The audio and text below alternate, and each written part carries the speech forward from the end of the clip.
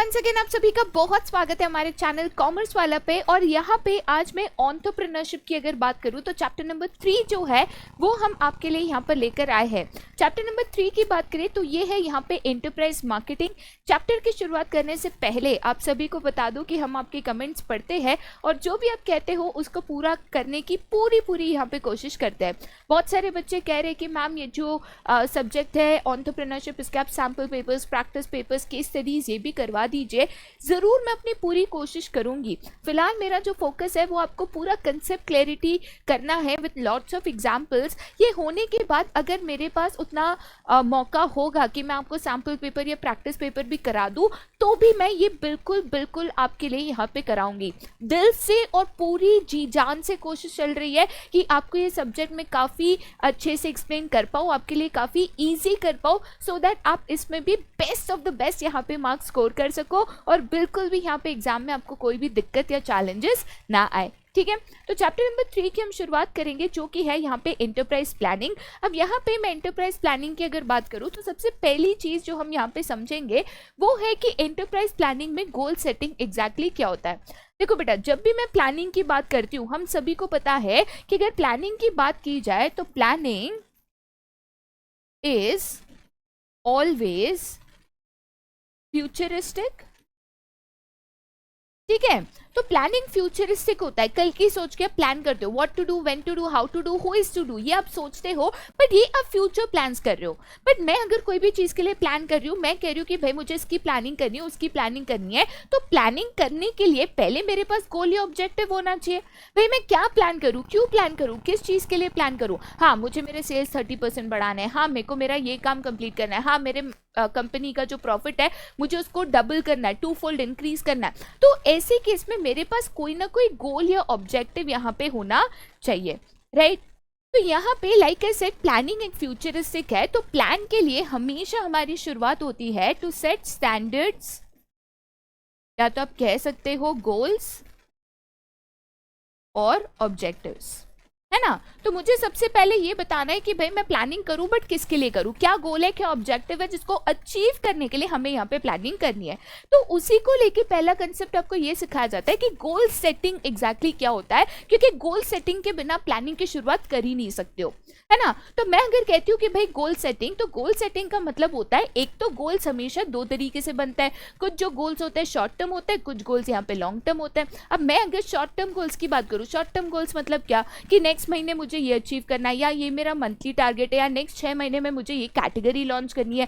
तो short term goals basically छोटे goals होते हैं जो आपको एक शॉर्टर पीरियड ऑफ टाइम, 1 महीना, 3 महीना, 6 महीना, क्वार्टरली, ऐसे उसको अचीव करना होता है, राइट। साथ ही साथ कंपनी जो है लॉन्ग टर्म गोल्स भी सेट करती है कि नेक्स्ट 5 साल में मेरी कंपनी ये पोजीशन पे होनी चाहिए, नेक्स्ट 10 साल में मेरी company so and so position पे होनी चाहिए। तो इनको कहते हैं लॉन्ग टर्म गोल्स, जो गोल्स बड़े भी होते हैं और वो अचीव करने के लिए थोड़ा सा एक लॉन्गर ड्यूरेशन ऑफ टाइम यहाँ पे लगता है। तो सबसे पहले चीज गोल्स की अगर बात करें तो वो शॉर्ट टर्म और लॉन्ग टर्म दोनों यहाँ पे हो सकते हैं। और ये गोल्स जनरली जब भी सेट किए जाए तो उसका एक टाइम फ्रेम भी सेट किया जाता है, जिसको हम जनरली कहते हैं टारगेट की डेडलाइन, कि भाई मुझे ये काम करना है बट कब तक करना है।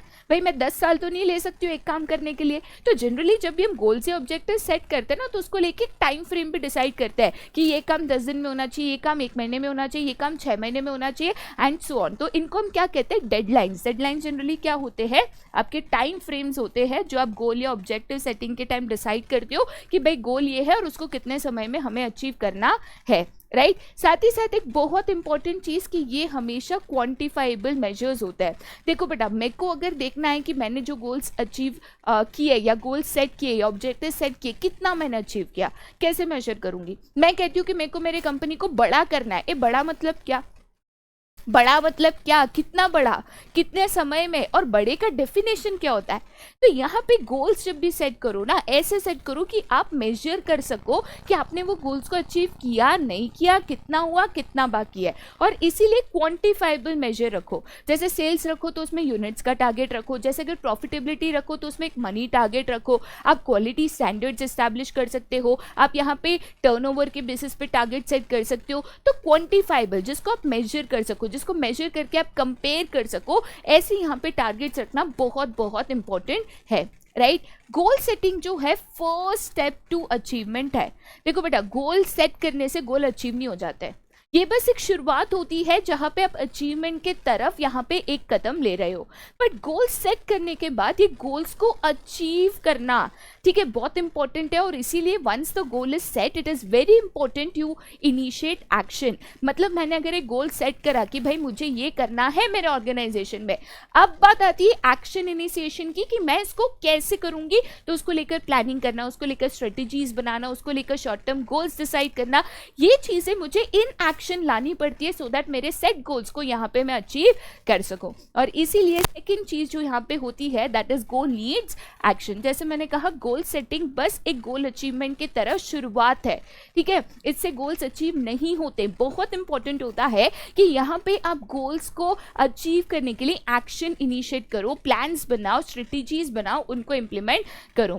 तो यहाँ पे जैसे मैंने कहा कि विदाउट अ गोल स्ट्रेटेजी और सीरीज ऑफ एक्शन जो आप आगे उठ के गोल्स को अचीव करने के लिए परफॉर्म करने वाले हो, ऐसे केस में गोल सेटिंग सिर्फ एक मैटर ऑफ ब्लाइंड चांस है। देखो, ब्लाइंड चांस क्या होता है कि जहां पे आप है ना अपने लक पे खेलते हो, ठीक है, कि भाई मैंने गोल बना दिया, अब देखते हैं इसको कैसे अचीव करेंगे, हुआ तो ठीक, नहीं हुआ तो ठीक। आज की तारीख में इतने लार्ज ऑर्गेनाइजेशन जितने रिस्क फैक्टर्स पे खेलते हैं, इतना ज़्यादा फाइनेंशियल इन्वॉल्वमेंट होता है उनका, वो लक बाय चांस पे नहीं चल सकते कि हो गया तो हो गया, नहीं हो गया तो छोड़ दो। लक बाय चांस पे बेटा आप नहीं चल सकते। तो ऐसे केस में अगर आप लक बाय चांस पे नहीं चल सकते तो ब्लाइंड चांस तो नहीं लोगे। ब्लाइंड चांस कोई तरीके से भी एक सक्सेसफुल बिजनेस बना ही नहीं सकता, क्योंकि आपको ही नहीं पता कि आपके गोल्स या ऑब्जेक्टिव्स अचीव होंगे कि नहीं, ठीक है। तो ऐसे केस में बहुत इंपॉर्टेंट है कि आप ना सोचो कि चीजें हो जाएगी, आप ये सोचो कि भाई मुझे कैसे भी करके अंडर एनी सर्कमस्टेंसेस ये गोल्स को अचीव करने हैं, राइट। ऐसा नहीं कि चल हो जाएगा, नहीं, होना ही है। कैसे होना है, क्या प्लान्स, क्या स्ट्रेटजीज, अगर बिजनेस एनवायरनमेंट में चेंजेस आए तो क्या बैकअप प्लान्स है, क्या एडजस्टमेंट्स हो सकते हैं, क्या चेंजेस हो सकते हैं और कैसे हो सकता है, ये पूरा आपको एक डिटेल प्लान यहाँ पे बनाना होता है। वापस बता रही हूँ, याद रखना, luck by chance, blind chance, हो जाएगा, देख लेंगे, इससे सक्सेसफुल बिजनेस ना आज तक बना है ना कभी बनेगा। अगर आपकी स्ट्रेटेजीज प्लान है, अगर आपके गोल्स अचीवमेंट के लिए एक प्रॉपर स्ट्रक्चर्ड प्लानिंग की गई है, तभी जाके सक्सेसफुल बिजनेस बनता है, क्योंकि तभी जाके the chances of achievement of goals and objectives यहाँ पे इंक्रीज होता है, राइट। तो कहने का मतलब ये है गोल्स आर वेरी इंपॉर्टेंट, ठीक है, और साथ ही साथ goals banana is equally important.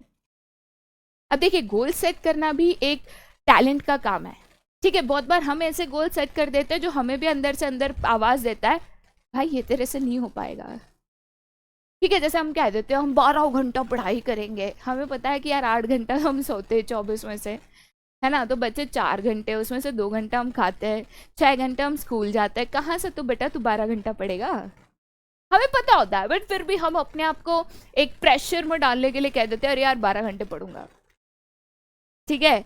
तो गोल्स ऐसे सेट नहीं होते हैं, ये तो इंडिविजुअल लाइफ है कि ठीक है हम इनको एडजस्ट कर लेते हैं, हमें भी पता होता है इससे कोई बड़ा नुकसान नहीं होता है, हम इसको कैसे भी करके क्लासिफाई कर लेते हैं। बट यहाँ पे मैं अगर बिजनेस की बात करूँ और बिजनेस अगर गोल्स सेट कर रहा है तो गोल्स कैसे सेट होने चाहिए, इसके लिए यहाँ पे आपको कहते हैं कि भाई गोल्स स्मार्ट होने चाहिए। स्मार्ट होने चाहिए मतलब समझदार नहीं, स्मार्ट एक एब्रीविएशन है जहाँ पे S stands for specific, M stands for measurable, A stands for attainment या तो achievable, R stands for relevant and T stands for time bound. कहा जाता है कि अगर आपके गोल्स में ये 5 फैक्टर्स है, राइट, या अपने गोल्स को ये 5 फैक्टर्स में आप मेजर कर सकते हो, तब जाके आपके गोल्स जो है आप यहाँ पे सही तरीके से सेट करोगे। तो क्या ये 5 फैक्टर्स और कैसे इनको लेकर अपने गोल्स को सेट करना चाहिए, ये हम आज यहाँ पे देखेंगे। अब सबसे पहले मैं कहती हूँ कि मेरे गोल जो है वो स्पेसिफिक या स्पेसिफाइड होने चाहिए। क्या होते हैं स्पेसिफाइड या स्पेसिफिक गोल्स, ठीक है। जैसे मैंने कहा कि मेरे गोल्स ऐसे नहीं हो सकते हैं कि मुझे ना मेरी कंपनी में प्रॉफिट बढ़ाना है, या मेरी कंपनी को बड़ा करना है, या मेरी कंपनी को सेल्स का बढ़ाना है, ठीक है। ऐसे गोल्स नहीं हो सकता है। कितना प्रॉफिट बढ़ाना है, कहाँ से बढ़ाना है, कैसे बढ़ाना है, कौन बढ़ाएगा, ये सवालों का जवाब इक्वली इंपॉर्टेंट है। बहुत ही स्पेसिफिक गोल्स आपके यहाँ पे होने चाहिए। जैसे फॉर एग्जांपल यहाँ पे एक बहुत अच्छा एग्जांपल दिया गया है कि मैं भी कहती हूँ कि भाई मेरे कंपनी में ज़्यादा मुझे सेल्स करना है, तो मैंने क्लियरली कहा कि यहाँ पे 2 करोड़ वर्थ का कॉर्पोरेट क्लाइंट मुझे यहाँ पे दिल्ली की प्रॉपर्टी इंश्योरेंस मार्केट से मिल सकता है, राइट। तो कहाँ से बढ़ेगा, राइट, किधर बढ़ेगा, कहाँ से होगा, ये मैंने यहाँ पे स्पेसिफिकली बताया। Why, when, where, what, how, सारी चीजें आंसर करो। प्रॉफिट बढ़ाना है जो ये प्रोडक्ट के ये मार्केट सेगमेंट से यहाँ पे ऐसे करके बढ़ सकता है, इतने टाइम में इतना सही है। बहुत ही स्पेसिफिक होना बेटा जरूरी है। मुझे अच्छे मार्क्स लाने, कैसे कैसे, मुझे यहाँ पे जो मेरा वीक सब्जेक्ट है जिसमें मेरे मार्क्स कम आते हैं, दैट इज मैथमेटिक्स, मुझे उसकी डेली 1 घंटा प्रैक्टिस करके, प्रैक्टिस पेपर्स को सॉल्व करके, एग्जाम के पहले इसकी तैयारी करके, इसमें मुझे बेटर मार्क्स, कम से कम 10% से मेरे मार्क्स यहाँ पे बढ़ाने हैं, जिसका ओवरऑल परसेंटेज मेरा इतना बढ़ सकता है। ये स्पेसिफिक है, ठीक है। तो स्पेसिफिक गोल्स होना बेटा यहाँ पे बहुत जरूरी है, जहां पे आपको ये पता हो कि आप गोल कहाँ पे, कब, क्या, क्यों, कैसे सेट कर रहे हो और कहाँ से उसको अचीव करने की कोशिश कर रहे हो। अब दूसरी इंपॉर्टेंट चीज़ है, आपका गोल कंप्लीट हुआ नहीं हुआ, कितना बाकी है, इसका अगर आप ट्रैक रखना चाहते हो तो बहुत इंपॉर्टेंट है आपका गोल मेजरेबल हो, ठीक है। चाहे आप उसको रुपीज़ में मेजर करो, यूनिट्स में मेजर करो, प्रॉफिटेबिलिटी में मेजर करो, बट बहुत इंपॉर्टेंट होता है आप इसको मेजर कर सको, ठीक है। तो कॉन्क्रीट नंबर्स डालना बेटा बहुत इंपॉर्टेंट होता है। जैसे मैंने यहाँ पे बोला कि भाई 2 करोड़, राइट, या मैं कहती हूँ कि मेरा सेल्स एवरी मंथ जो है 1 लाख यूनिट से इंक्रीज होना चाहिए, तो 1 लाख यूनिट से मेजरेबल है। मैं कहती हूँ कि 80,000 ही बढ़ा, तो मैं कह सकती हूँ कि मेरा ये मंथ का गोल अचीव नहीं हुआ। मैं कहती हूँ कि 1,02,000 हो गया, तो हाँ मेरा मंथ का जो गोल है उससे भी ज़्यादा हो गया। तो मैं कंपेयर कर पा रही हूँ ना कि मेरा गोल पूरा हुआ नहीं हुआ, कितने से रह गया या कितना ज़्यादा हुआ, राइट। तो मेजरेबल बहुत इंपॉर्टेंट है बेटा, क्योंकि अगर आप कोई चीज़ को मेजर कर ही नहीं पाओगे तो आपको पता कैसे चलेगा कि गोल कंप्लीट हुआ या फिर नहीं हुआ, राइट। नेक्स्ट इंपॉर्टेंट चीज क्या है, that is attainable. A stands for attainable. Attainable मतलब क्या कि भाई भले तुम बड़ा सोचो, बट वो एक कहावत है ना अपने में कि पैर उतने ही फैलाओ जितनी चद्दर हो, ठीक है। कहावत क्या कहती है कि काफ़ी बार हमारे जो रिसोर्सेज होते हैं, जो फिनेंसेस होते हैं, जो टेक्नोलॉजी होती है, उसकी बड़ी कैपेसिटी होती है। मैं गोल्स तो बड़े सेट कर देती हूँ, बट वो गोल्स को अचीव करने के लिए काफ़ी बार मेरे पास वो रिसोर्सेज ही नहीं होते। तो ऐसे केस में मुझे पता है ये गोल्स मैंने सेट तो कर दिए, बट वो अचीव करने के लिए मेरे पास उतने रिसोर्सेज या अरेंजमेंट ही नहीं है, तो गोल्स अचीव होंगे नहीं। बाद में क्या होगा, डीमोटिवेट हो जाना, स्ट्रेस में आ जाना, अरे यार गोल अचीव नहीं हुआ, अरे हम नहीं कर पाए, अरे हमने इतनी मेहनत की, क्यों ऐसे करना। मुझे पता है कि मैं 12 घंटा दिन भर में नहीं पढ़ सकती, उतना मेरे पास समय ही नहीं है या उतनी मेरी कैपेसिटी ही नहीं है, तो वैसे गोल्स ही सेट मत करो ना। हाँ, मैं पूरे एग्जाम भर 1.5 महीना व्हाट्सएप को यूज़ ही नहीं करूँगी, अनइंस्टॉल कर दूंगी, 4 दिन बाद री इंस्टॉल करोगे, और वो री इंस्टॉल, वो बैकअप मैसेज, वो सब करने में जो मेहनत डालोगे वो अलग। तो हुआ ना, गोल तुमने नहीं किया ना अच्छी, बाद में स्ट्रेस आएगा कि अरे यार इससे अच्छा नहीं यूज़ करता, अरे यार इसमें बहुत समय जा रहा है। से कभी ऐसे गोल्स अचीव सेट मत करो जो आपको लगता है कि आपके लिए वो अटेनेबल नहीं है, ठीक है। गोल सेट करने के पहले अपनी कंपनी में जो रिसोर्सेज है, जो फाइनेंसेस है, जो टेक्नोलॉजी है, जो मशीनरी है, जो ये शायद गोल कंप्लीट करने के लिए आपको लगेगी, आप उनका पहले एक एनालिसिस करो, राइट, कि भाई अगर मैं ये गोल को सेट करती हूँ या करता हूँ तो do I have the capacity to attain the गोल।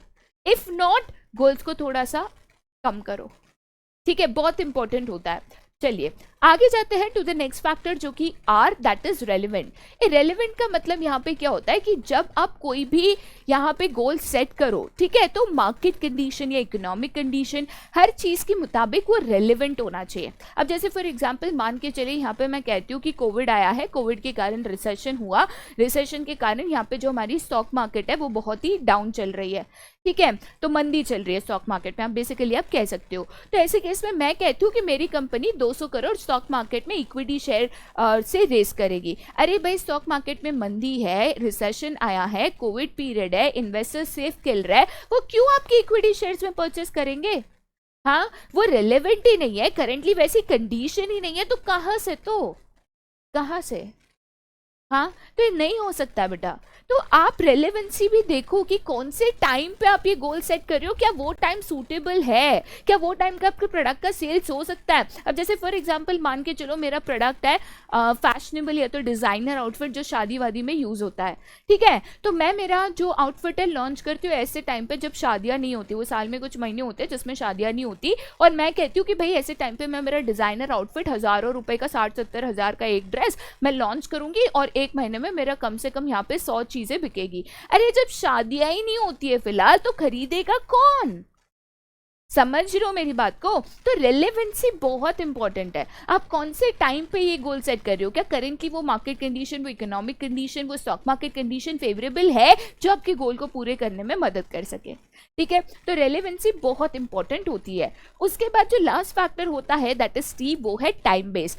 कोई भी गोल विदाउट अ डेडलाइन या time frame is always incomplete and generally वो अचीव भी नहीं होता। द रीजन बीइंग हमारे ऊपर टाइम का प्रेशर ही नहीं है। ये करना है, अभी कल करो कि परसों करो, जैसे होता है ना कि मंडे से करेंगे, मंडे कभी नहीं आता, मंडे कभी नहीं आता, नेक्स्ट मंडे से करेंगे, कभी नहीं आता। तो यहाँ पे गोल सेट करते वक्त ही आप ये एनालिसिस करो कि भाई ये गोल कितने समय में हो सकता है, उसको लेकर एक टाइम फ्रेम हमेशा डिसाइड करना बहुत बहुत इंपॉर्टेंट है।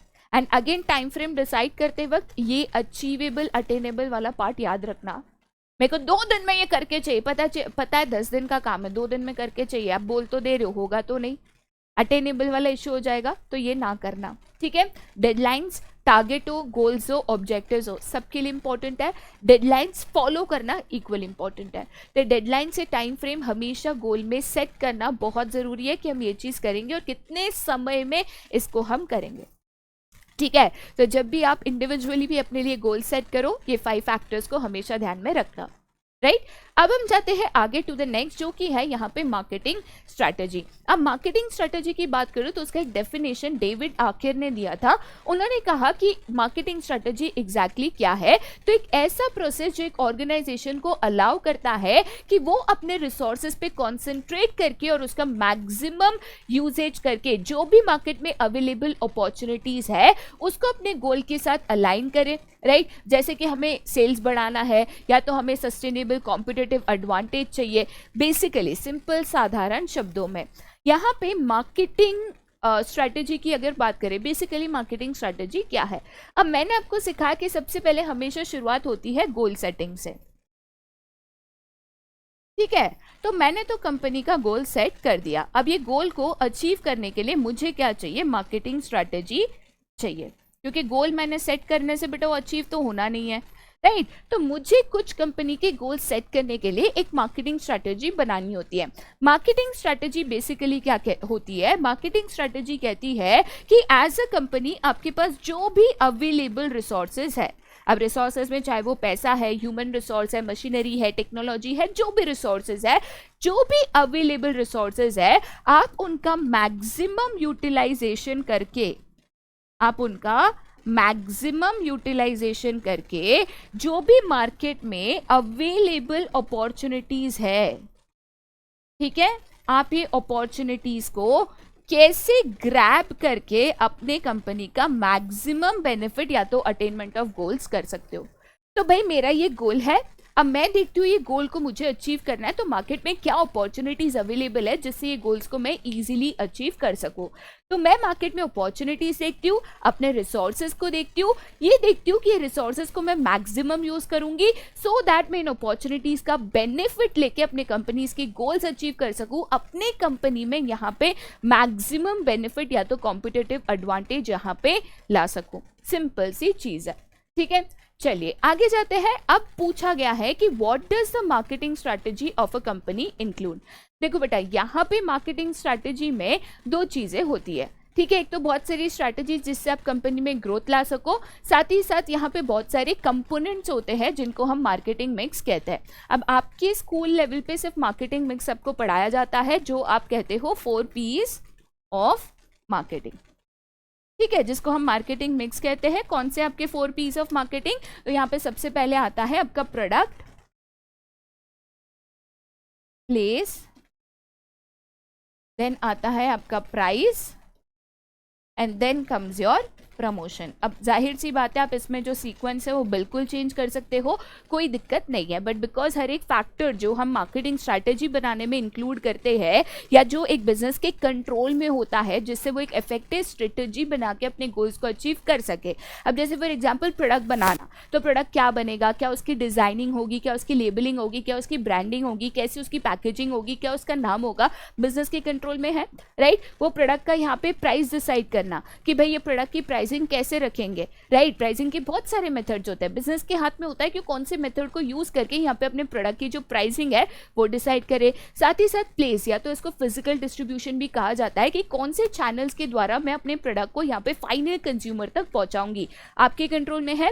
Last but not the least, आप कौन सी प्रमोशन स्ट्रेटजीज यहाँ पे यूज करके अपने प्रोडक्ट को मार्केट में प्रमोट करोगे। कुछ लोग एडवर्टीजमेंट करते हैं, कुछ लोग ऑफर्स दे देते हैं, कुछ लोग सेल्स प्रमोशन करते हैं, कुछ लोग पर्सनल सेलिंग करते हैं। तो यहाँ पे बहुत सारे अगेन प्रमोशन टेक्निक्स अवेलेबल है, बट टेक्निकली ये 4 फैक्टर जो है बिजनेस के कंट्रोल में होते हैं, जिनके ऊपर वो डिफरेंट डिसीजंस लेकर एक प्रॉपर मार्केटिंग स्ट्रेटेजी बनाकर कोशिश करते हैं कि वो अपने जो मार्केटिंग के गोल सेट करे हैं उन्होंने, वो उसको यहाँ पे अचीव कर सके। तो बेसिकली हमें आपके चैप्टर में मार्केटिंग मिक्सेस जो है, या तो ये 4 पीस ऑफ मार्केटिंग जो है, इनको यहाँ पे डिटेल में हमें स्टडी करना है, राइट। सबसे पहले फिलिप कॉटलर का जो डेफिनेशन है मार्केटिंग मिक्स का वो हम यहाँ पे देख लेते हैं। तो फिलिप कॉटलर ने क्या कहा, तो marketing mix basically controllable variables का मिक्सचर है। जैसे मैंने कहा कि यहाँ पे जो 4 पीस है, ये सारे के सारे पीस इंटरनली कंट्रोलेबल है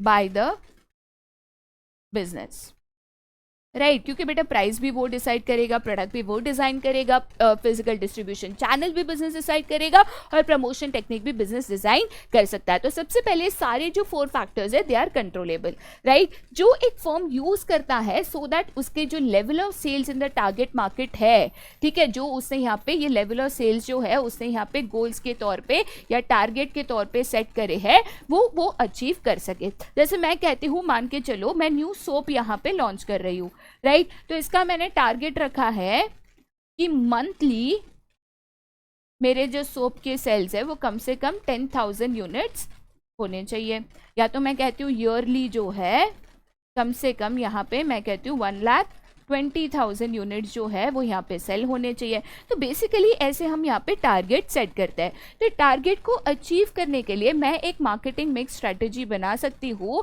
कि अगर मुझे 1 साल में ये टारगेट अचीव करना है तो मैं मेरे प्रोडक्ट की प्राइसिंग क्या रखूँ, उसकी डिजाइनिंग क्या रखूँ, उसको कैसे डिस्ट्रीब्यूट करूँ, सो दैट ईयरली जो मेरा सेल्स टारगेट है वो मैं यहाँ पे अचीव कर सकूँ, ठीक है।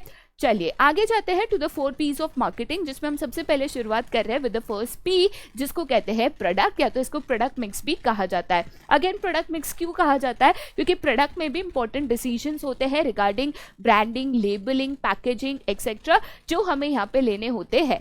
तो सबसे पहले मैं अगर प्रोडक्ट की बात करूँ तो यहाँ पे सबसे पहला डिसीजन होता है जो आइटम आप बना रहे हो, जिसको आप बेचने वाले हो, उसकी एक्चुअल डिजाइन यहाँ पे क्या होगी, ठीक है। तो उसके कुछ बेसिक क्वालिटी स्टैंडर्ड्स होते हैं या तो फीचर्स होता है। मतलब हम कहते हैं कि मान के चलो हम एक सोप बना रहे हैं, तो उसका जो डिलीवरेबल परफॉर्मेंस होना चाहिए ऐसा होना चाहिए कि भाई जो भी ये सोप को यूज करे उसकी स्किन यहाँ पे मॉइस्ट होनी चाहिए, या तो ये सोप से टैनिंग निकलना चाहिए, या तो ये सोप में अच्छी खुशबू आनी चाहिए कि सोप यूज करने वाले व्यक्ति को अच्छा फील हो। तो ये उसका डिलीवरेबल परफॉर्मेंस होता है कि हम कहते हैं भाई ये साबुन से व्यक्ति को ये मिलना चाहिए, ये उसके एक्सपेक्टेशंस फुलफिल होने चाहिए, राइट।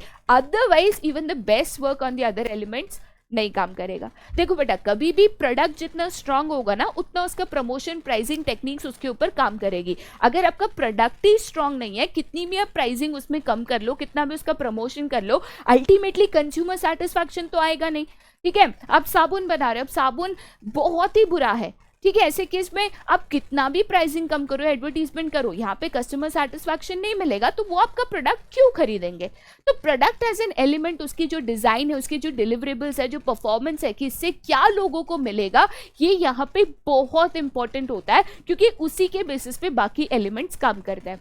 राइट जैसे मैंने कहा कि प्रोडक्ट को प्रोडक्ट मिक्स भी कहा जाता है क्योंकि उसमें भी इंपॉर्टेंट एलिमेंट्स इंक्लूडेड होता है, जैसे कि ब्रांडिंग क्या होगी, लेबलिंग क्या होगी और उसका यहाँ पे पैकेजिंग किस तरीके का होगा। राइट तो एक प्रोडक्ट की जब डिज़ाइन हम सोचते हैं कि भाई मेरा प्रोडक्ट ऐसा दिखेगा, ये रंग का होगा, ये शेप का होगा, ये साइज का होगा, तो साथ ही साथ वो क्या नाम से बिकेगा, किस तरीके की पैकेजिंग होगी, क्या उसकी लेबलिंग होगी, ये भी डिसीजन लेना यहाँ पे इंपॉर्टेंट है। राइट तो सबसे पहले हम पहला जो प्रोडक्ट मिक्स का फैक्टर है ब्रांडिंग, उसको हम यहाँ पे समझते हैं। देखो बेटा, कोई भी चीज के ना दो नाम होता है, एक होता है ब्रांड नेम, एक होता है जेनेरिक नेम। ठीक है, जैसे फॉर एग्जांपल मान के चलिए ये यहाँ पे ओके ये यहाँ पे एक प्रेजेंटर है। ठीक है, अब इसको हम क्या कहते हैं, प्रेजेंटर। ये क्या है, स्मार्ट बोर्ड की पेन। ठीक है, तो आप कोई भी पेन यूज करो, कोई भी प्रेजेंटर यूज करो, हर एक को प्रेजेंटर या पेन कहोगे। सही कह रही हूँ। जैसे मैं कहती हूँ चॉकलेट, जेनेरिक नेम है। मैं कहती हूँ कैडबरी की चॉकलेट, ये ब्रांड नेम है। मैं कहती हूँ नेस्ले की चॉकलेट, ये ब्रांड नेम है। राइट समझ रहे हो। तो हर एक जो प्रोडक्ट है उसका जेनेरिक नेम तो होता है, जैसे साबुन, शैम्पू, कपड़ा, चॉकलेट, नूडल्स, ये जेनेरिक नेम है। बट अगर मैं उसके आगे उसकी आइडेंटिफिकेशन मार्क लगा देती हूँ कि चॉकलेट कैडबरी की है या नेस्ले की है या सो एंड सो कंपनी की है, तो वो उसका यहाँ पे ब्रांड नेम हो जाता है, जो उसको बाकी प्रोडक्ट से डिस्टिंग्विश करने में यहाँ पे मदद करता है। याद रखना, इट इज़ वेरी इंपॉर्टेंट कि आप अपने प्रोडक्ट्स की आइडेंटिफिकेशन और एक डिस्टिंग्विश कंपोनेंट बनाओ, जिससे भले बाकी सारे भी चॉकलेट्स है बट मुझे पता चले कैडबरी की कौन सी है, नेस्ले की कौन सी है, ब्रिटानिया की कौन सी है, एंड सो ऑन। राइट तो यहाँ पे ब्रांड नेम बहुत इंपॉर्टेंट होता है, सो दैट आप एक प्रोडक्ट को इजीली आइडेंटिफाई कर सको और आप उसको डिस्टिंग्विश भी कर सको अपने कॉम्पिटिटर से।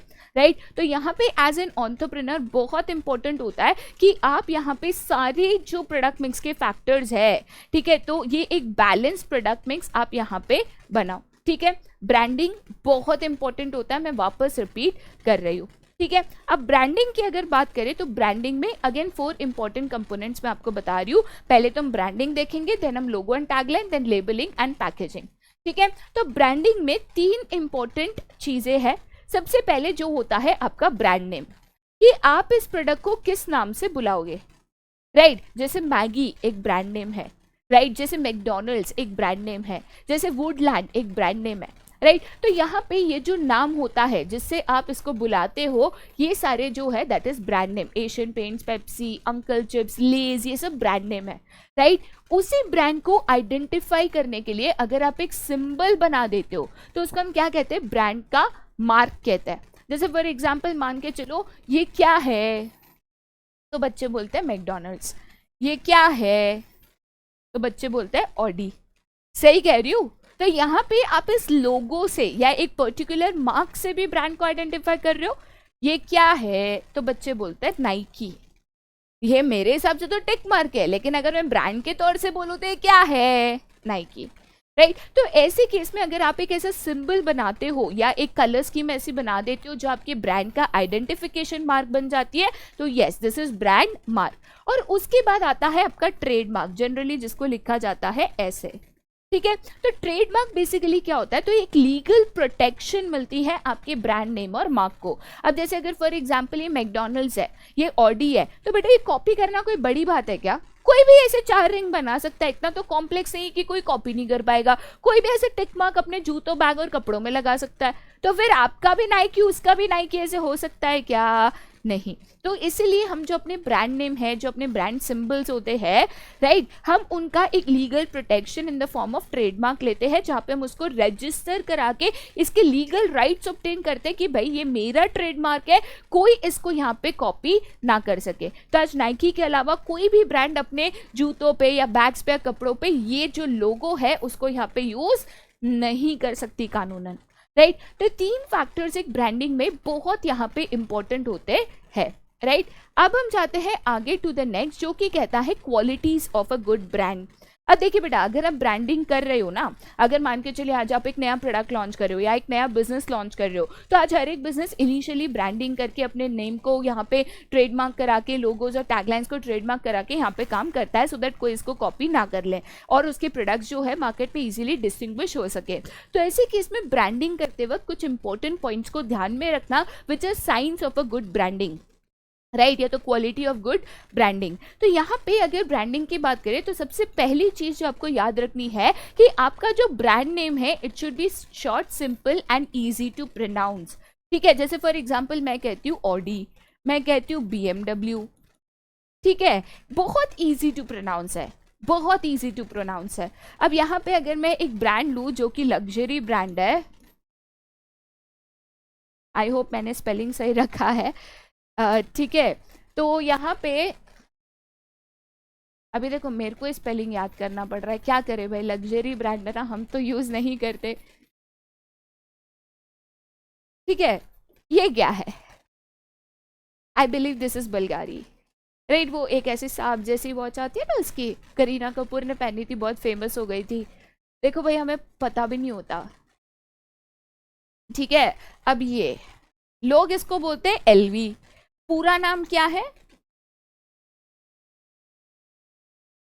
ठीक है, इंडिया में लोग बोलते हैं लुइस वॉइटन, कोई बोलता है लुइस विटन, कोई बोलता है लुइस वोटन, क्या है सही भाई?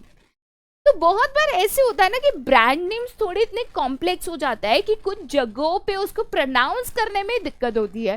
तो लोग जब प्रोनाउंस नहीं कर पाते ना, लोग आपकी ब्रांड का नाम नहीं बोल पाते, तो बहुत बार वो मांगते नहीं है कि भाई इज्जत की फजीता हो जाएगी यहाँ पे, मेरे को प्रोनाउंस करने ही नहीं आता तो मांगू कहाँ से मैं, राइट। तो भाई ब्रांड नेम है ना, सिंपल, शॉर्ट और स्वीट रखो कि लोग उसको याद रख सके, लोग उसको इजीली प्रोनाउंस कर सके, तभी लोग उसको मांग सके, राइट। ये बहुत इंपॉर्टेंट होता है, at least in India it is very important. ठीक है, नेक्स्ट इंपॉर्टेंट चीज बेटा यहाँ पे क्या है, noticeable and easy to recognise and remember. देखो बेटा, ब्रांड नेम का एक रीजन ही यही होता है कि लोग आपके प्रोडक्ट को याद रख के डिस्टिंग्विश कर सके। तो कभी भी ऐसा सिमिलर या किसी और की कलर स्कीम यूज करके ब्रांड बनाओगे ना, लोग आपको शायद याद ना रखे या कंफ्यूज हो जाए, अरे यार ये देखा था या ये देखा था, जो गलत है।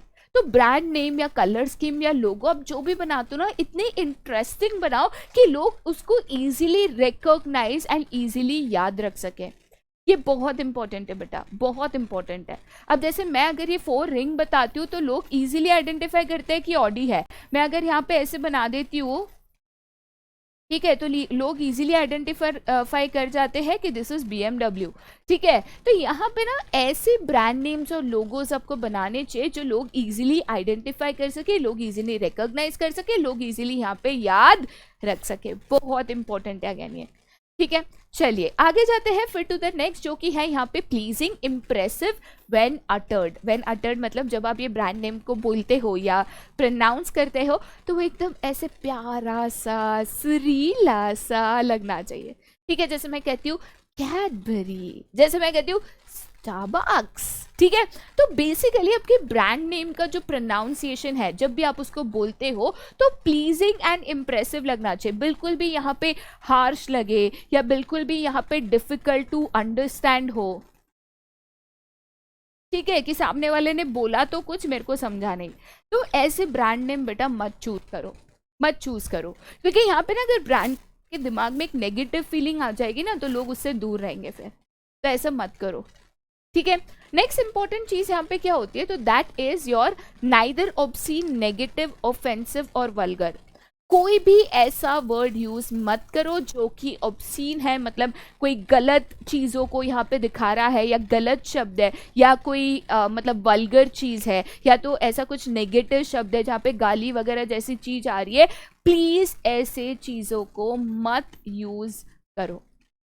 ठीक है, क्योंकि किसी के लिए वो ऑफेंसिव हो जाएगा, गलत शब्द हो जाएगा, तो इनको मत यूज करो।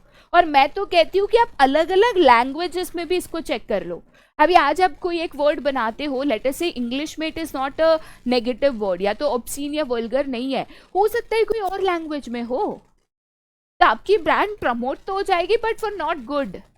तो ऐसा मत करो। तो जब भी आप ब्रांड नेम सिलेक्ट करते हो ना, थोड़ा सा टाइम डालकर रिसर्च कर ये भी देखो कि बाकी लैंग्वेजेस में या कोई फॉरेन लैंग्वेज में यहाँ पे उसका मतलब क्या है। हर एक लैंग्वेज में चेक करके देख लो कि कहीं पे भी इस वर्ड का गलत मतलब या खराब मतलब यहाँ पे बिल्कुल भी नहीं होना चाहिए, राइट। नेक्स्ट इंपॉर्टेंट चीज क्या है, adaptable to packaging labelling requirements to different advertisement media and languages. जैसे मैंने कहा बेटा, कोई भी अगर नाम है, डिफरेंट लैंग्वेजेस के लोग उसको प्रोनाउंस कर पाए, डिफरेंट लैंग्वेजेस में उसका गलत मतलब ना हो, पैकेजिंग में आप प्रिंट कर पाओ मेरे दोस्त। अब मान के चलो, एक सिंपल सा एग्जाम्पल दे रही हूँ, मान के चलो आपका प्रोडक्ट बहुत छोटा है, ठीक है, तो हम उसकी स्मॉल बॉक्सेस में पैकेजिंग करते हैं, तो ऑब्वियसली आपका ब्रांड नेम फिट होना चाहिए ना स्मॉल बॉक्सेस में। भाई मेरे ऐसे मत करो कि इतना लंबा चौड़ा अपने 4-6 शब्दों का ब्रांड नेम लगा दिया कि आपकी प्रोडक्ट की पैकेजिंग में वो फिट ही नहीं होता, फिर उसको आप ऐसा घुमा के नीचे तक लिखते हो, लोगों को समझ में नहीं आता है कौन सा ब्रांड है। ऐसा मत करो। तो ऐसे ब्रांड नेम चूज करते वक्त ये भी देखो कि अगर मैं अपना प्रोडक्ट बनाती हूँ तो उसके ऊपर वो कैसा लगेगा, क्या उसके ऊपर वो प्रिंट हो पाएगा, क्या उसके ऊपर वो फिट हो पाएगा, अगर फिट हुआ तो भी क्या अप्रोप्रिएटली फिट होगा, ये सारी चीजें आपको देखनी है। अगर उसकी एडवर्टीजमेंट्स करनी है, अगर उसका लोगो बनाना है, अगर मुझे उसका प्रिंट करना है, अगर मुझे उसको पेपर में प्रिंट करना है, तो हर जगह पे वो किस तरीके से फिट होगा, किस तरीके से दिखेगा, ये करो। और अगर हो सकता है अपने अपने प्रोडक्ट को रिसेंबल करते हुए अगर आप ब्रांड नेम बना सकते हो, हमेशा बनाओ, हमेशा, ठीक है। तो ऐसा ब्रांड नेम बनाओ जो आपके प्रोडक्ट को एक तरीके से एक्सप्लेनेशन करे, क्योंकि ये ना साइलेंट एडवर्टीजमेंट के तौर पे भी कभी कभी काम करता है कि जो ब्रांड है या उसका जो लोगो है ना, it is an explanation in itself. तो ये बहुत इंपॉर्टेंट होता है, ठीक है। साथ ही साथ सिंबॉलिकली वो आई कैचिंग होना चाहिए, ऐसे अट्रैक्टिव ब्रांड नेम या उसकी जो राइटिंग है, जैसे हम कैडबरी लिखते हैं ना तो वो कुछ ऐसे लिखते हैं,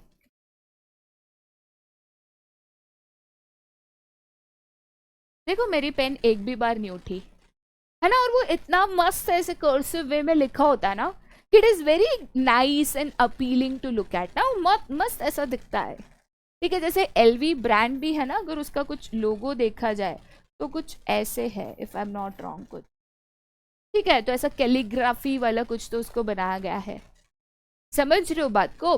तो एक चीज ना बेटा बहुत इंपॉर्टेंट होता है, अभी जैसे बैगेट भी है, बैगेट के बैग्स पर्चेस वॉलेट मिलता है, तो उन्होंने ना हर एक अपने बैग इसके ऊपर जो भी वो लोग मेटल लोगोइंग करते हैं ना, ऐसे करते हैं, जी लिखता है बैगेट का जी, और वो जी ना एकदम ऐसा लंबा होता है। इसे कहने का मतलब क्या है कि ऐसा ब्रांड नेम बनाओ, उसको इस तरीके से राइटिंग सिंबॉलिकली लिखो कि कहीं ना कहीं आई कैचिंग हो, देख के भी वो खूबसूरत वाली फीलिंग आए, कि भाई ऐसे लग्जरियस वाली फीलिंग आए। अब आप रोलेक्स का देखोगे तो रोलेक्स बहुत सिंपल तरीके से लिख कर उसके ऊपर वो ऐसा क्राउन का ये है, ठीक है, तो वो एक क्राउन, ठीक है, वो एक लग्जरी फीलिंग दे देता है, समझ रहे हो बात को। तो ये चीजें बेटा बहुत इंपॉर्टेंट होती है जब भी हम ब्रांड नेम को यहाँ पे बनाते हैं, ठीक है। नेक्स्ट चीज क्या है, तो contemporary, capable of being registered and protected legally. कहने का मतलब क्या है कि ब्रांड नेम जब भी हम बनाते हैं, अगर कोई और ऑलरेडी उस नाम से कंपनी रन कर रहा है या ब्रांड रन कर रहा है, जाहिर सी बात है आप तो नहीं करोगे, ठीक है। तो ये ब्रांड नेम आप जब भी बनाओ बेटा, सबसे पहली चीज ये यूनिक होना चाहिए। यूनिक मतलब क्या, किसी और ने रखा है, किसी और ने यूज़ करा है या कोई और यूज़ कर रहा है, आप उसको नहीं यूज़ कर सकते। तो यूनिक होना चाहिए, जो आप रजिस्टर कर सको, जिसका आप ट्रेडमार्क कर सको, जिसको आप लीगली प्रोटेक्ट कर सको, क्योंकि अगर ये ब्रांड नेम ऑलरेडी यूज है, जाहिर सी बात है आप उसको ये लीगली प्रोटेक्ट नहीं कर सकोगे, उल्टा आपके ऊपर लीगल केस हो सकता है। लोगोस भी डिज़ाइन करो तो किसी से इंस्पायर होना ठीक है कि भाई इनका लोगो अच्छा है, ऐसा कुछ हम बना सकते हैं, बट उनके जैसा सिमिलर 90% सिमिलर लोगो बना दिया, केस हो जाएगा आपके ऊपर, ठीक है, इन्फ्रिंजमेंट का केस हो जाएगा। तो ऐसी चीजें बेटा ना करो, इतना ज्यादा रिसेम्बलेंस ना करो कि एक तो लोग कंफ्यूज हो जाए और दूसरा यहाँ पे जो लोग हैं आपके प्रोडक्ट को एक कॉपी प्रोडक्ट यहाँ पे माने, ठीक है। जैसे एक सिंपल एग्जांपल देती हूँ, मैं रिसेंटली मतलब एक हुए होंगे एक आधा महीना हुआ होगा, रिसेंटली मैं मॉल में गई थी, तो वहाँ पे हम शॉपिंग कर रहे थे। तो शॉपिंग करते वक्त ना यहाँ पे लेंस कार्ट है और उसके सामने एक शॉप थी, सेम चीज़ स्पेक्टैकल्स बेच रही थी, उनका नाम था frame cart, lens cart frame cart, ठीक है, नाम सिमिलर। अब लेंस कार्ट में जो ऐसा इन्फिनिटी वाला एक ऐसा चश्मे वाला सिंबल है ना, उधर भी वही, मैंने बोला यार हद है, ठीक है, और भीड़ सारी फिर भी लेंस कार्ट में, क्योंकि क्या है ना, अगर आप इतना रिसेम्बलेंस रखोगे ना तो लोग बोलेंगे कॉपी करता है, ये मत करो भाई, मत करो। शो योर यूनिक आइडेंटिटी, आपको किसी को कॉपी नहीं करना है, आपको अपनी आइडेंटिटी डेवलप करनी होती है, ठीक है। चलिए आगे जाते हैं टू द नेक्स्ट। अब यहाँ पे अगर मैं एंटरप्रेन्योर्स की बात करूँ तो देखो बेटा, एंटरप्रेन्योर्स अपनी ब्रांड नेम अलग अलग तरीके से कर सकते हैं, राइट। इसमें बेसिकली 4 इंपॉर्टेंट ऑप्शंस अवेलेबल होते हैं। एक तो आप हर एक प्रोडक्ट का अलग नाम रख दो, भले आपकी कंपनी का एक नाम हो बट प्रोडक्ट अलग अलग नाम से बेचो। जैसे फॉर एग्जाम्पल मैं अगर लक्स कहूँ, मैं अगर लिरिल कहूँ, मैं अगर लाइफ बॉय कहूँ, ये तीनों जो साबुन है कहीं ना कहीं हिंदुस्तान यूनिलीवर के हैं, बट फिर भी लक्स एक नाम से बिकता है, लिरिल एक नाम से बिकता है, लाइफ बॉय एक नाम से बिकता है। ऐसे नहीं बोलते HUL ये साबुन, ऐसे नहीं बोलते, अलग अलग नाम से वो अपने प्रोडक्ट्स को बेच रहे, भले बेचने वाली बनाने वाली कंपनी सेम है, तो आप इंडिविजुअल नेम से इसको बेचो। जैसे मैंने आपको बताया कि हिंदुस्तान यूनिलीवर के ही प्रोडक्ट है, यहाँ पे लक्स है, लिरिल है, या तो लाइफ बॉय है, ठीक है, एंड सो ऑन। सिमिलरली अगर आप कैडबरी देखो तो कैडबरी एक ब्रांड नेम है, बट उन्होंने अभी क्या किया है, सिल्क अलग बना दिया है, ठीक है, और नॉर्मल कैडबरीज उन्होंने अलग बना दी। तो सिल्क की अपनी रेंज निकलते रहती है, कैडबरी की अपनी रेंज निकलते रहती है, सही कह रही हूँ, राइट। नेक्स्ट इंपॉर्टेंट तरीका होता है कि भाई आपका जो फैमिली ब्रांड नेम है आप उसके ऊपर बेचो। जैसे यहाँ पे मैं एग्जाम्पल ले रही हूँ अमूल का, तो लोग कहते हैं अमूल का डेजर्ट, अमूल की आइसक्रीम, अमूल का दूध, अमूल की दही, अमूल का छाछ, अमूल का चॉकलेट। मैं ऐसे गो ऑन कर सकती हूँ बट मुझे नहीं करना है, ठीक है, चैप्टर पे फोकस करता है। तो इसको कहते हैं फैमिली ब्रांड नेम। अमूल का बिस्किट, अमूल का बटर, अमूल का चीज, सब अमूल का ऐसे बिकता है। तो it is a family of brand जहां पे एक multiple line of products, diverse products यहाँ पे under the name of Amul बेचे जाता है, ठीक है। नेक्स्ट इंपॉर्टेंट तरीका होता है कि आप एक कॉर्पोरेट नाम बना लो और उसके अंडर यहाँ पे बेचो जो कंपनी का नाम है, ठीक है। तो कॉर्पोरेट नाम में जैसे कि गोदरेज है, या तो टाटा है, या तो बजाज है, तो आप बेच सकते हो, ठीक है। जैसे गोदरेज की प्रॉपर्टी, गोदरेज का इलेक्ट्रॉनिक, गोदरेज का रोल ऑन, आप ऐसे कॉर्पोरेट नाम पे भी बेच सकते हो, राइट। तो कहने का मतलब क्या है कि आप फैमिली ब्रांड नेम बना दो। अब यहाँ पे आप मैगी का भी एग्जाम्पल ले सकते हो, ठीक है। तो यहाँ पे बेस्ट एग्जांपल चलो अमूल नहीं और मैगी लेते हैं, वरना अमूल में कॉर्पोरेट है या फैमिली ब्रांड नेम है उसमें भी कंफ्यूजन होता है। तो चलो मैगी का एग्जांपल ले लेते हैं। अब मैगी किसकी है, नेस्ले की है, तो कॉर्पोरेट नेम क्या हो गया, नेस्ले हो गया। बट मैं नेस्ले मैगी नहीं बोलती हूँ, मैं मैगी का नूडल्स, मैगी का सॉस, मैगी का मसाला बोलती हूँ ना। ये सारी चीजें बनाता कौन है, कॉर्पोरेट नेम नेस्ले है, समझ रहे हो बेटा। तो यहाँ पे कॉर्पोरेट नेम चूज कर सकते हो, एक फैमिली ब्रांड बना सकते हो। जैसे मैगी का यहाँ पे मसाला बिकता है, मैगी का यहाँ पे आप कह सकते हो नूडल्स बिकता है, मैगी का यहाँ पे केचप बिकता है, ठीक है। तो ऐसे आप एक फैमिली ब्रांड नेम बना सकते हो, या तो हर एक प्रोडक्ट को अलग ब्रांड नेम से भी यहाँ पे, इंडिविजुअल ब्रांड नेम से भी यहाँ पे सेल कर सकते हो। Last but not the least is alphanumeric name, ठीक है। अल्फा न्यूमेरिक नेम क्या होता है, जब आप अपने प्रोडक्ट का नाम है ना एक कॉम्बिनेशन रखते हो ऑफ अल्फाबेट प्लस न्यूमेरिकल्स, ठीक है। जैसे मैं यहाँ पे Hyundai की कार्स की बात करूँ तो उन्होंने कार लॉन्च करी थी i10, देन लॉन्च करी थी i20, तो this is the upgraded version, ठीक है, या तो लेटेस्ट वर्जन। वैसे ही अगर आप एक्टिवा की बात करो, ठीक है, तो एक्टिवा में भी 5G आया था, फिर 6G आया था, ठीक है, आया था ना, ये भी अल्फा न्यूमेरिक हो गया, समझ रहे हो। तो ऐसे अल्फा न्यूमेरिक सो दैट आप न्यू सीरीजेस को नाम दे सको, हो सकता है अभी 7G आ जाए, देन 8G आ जाए, तो ऐसे न्यू सीरीजेस आप ऐड कर सको अंडर द सेम नेम। इसके लिए आप अल्फा न्यूमेरिक नेम भी यहाँ पे दे सकते हो, राइट, कि हर एक बाबा ये जो है अपग्रेडेड सीरीज है, साथ ही साथ उसके जो फीचर्स है वो भी यहाँ पे चेंज होते रहेंगे, ठीक है। अब आते हैं टू द नेक्स्ट फैक्टर जिसको कहते हैं लोगोस एंड टैगलाइन। अब यहाँ पे सबसे पहले मैं लोगोस की बात करूँ, ये short form of logo type है, मतलब इसका पूरा नाम होता है लोगो टाइप, हम इसको लोगो के नाम से ही जानते हैं। लोगो बेसिकली क्या होता है, एक ऐसा सिंबल, ठीक है, याद रखना, नॉट नेम। नेम की बात करें तो ब्रांड नेम हो जाएगा, ये एक सिंबल है जिससे आप एक प्रोडक्ट को आइडेंटिफाई करते हो। जैसे वो 4 रिंग सिंबल है, वो BMW का एक सिंबल है। अगर वैसे ही देखो, मैं अगर कार्ड्स का एग्जांपल दे दूं, ठीक है,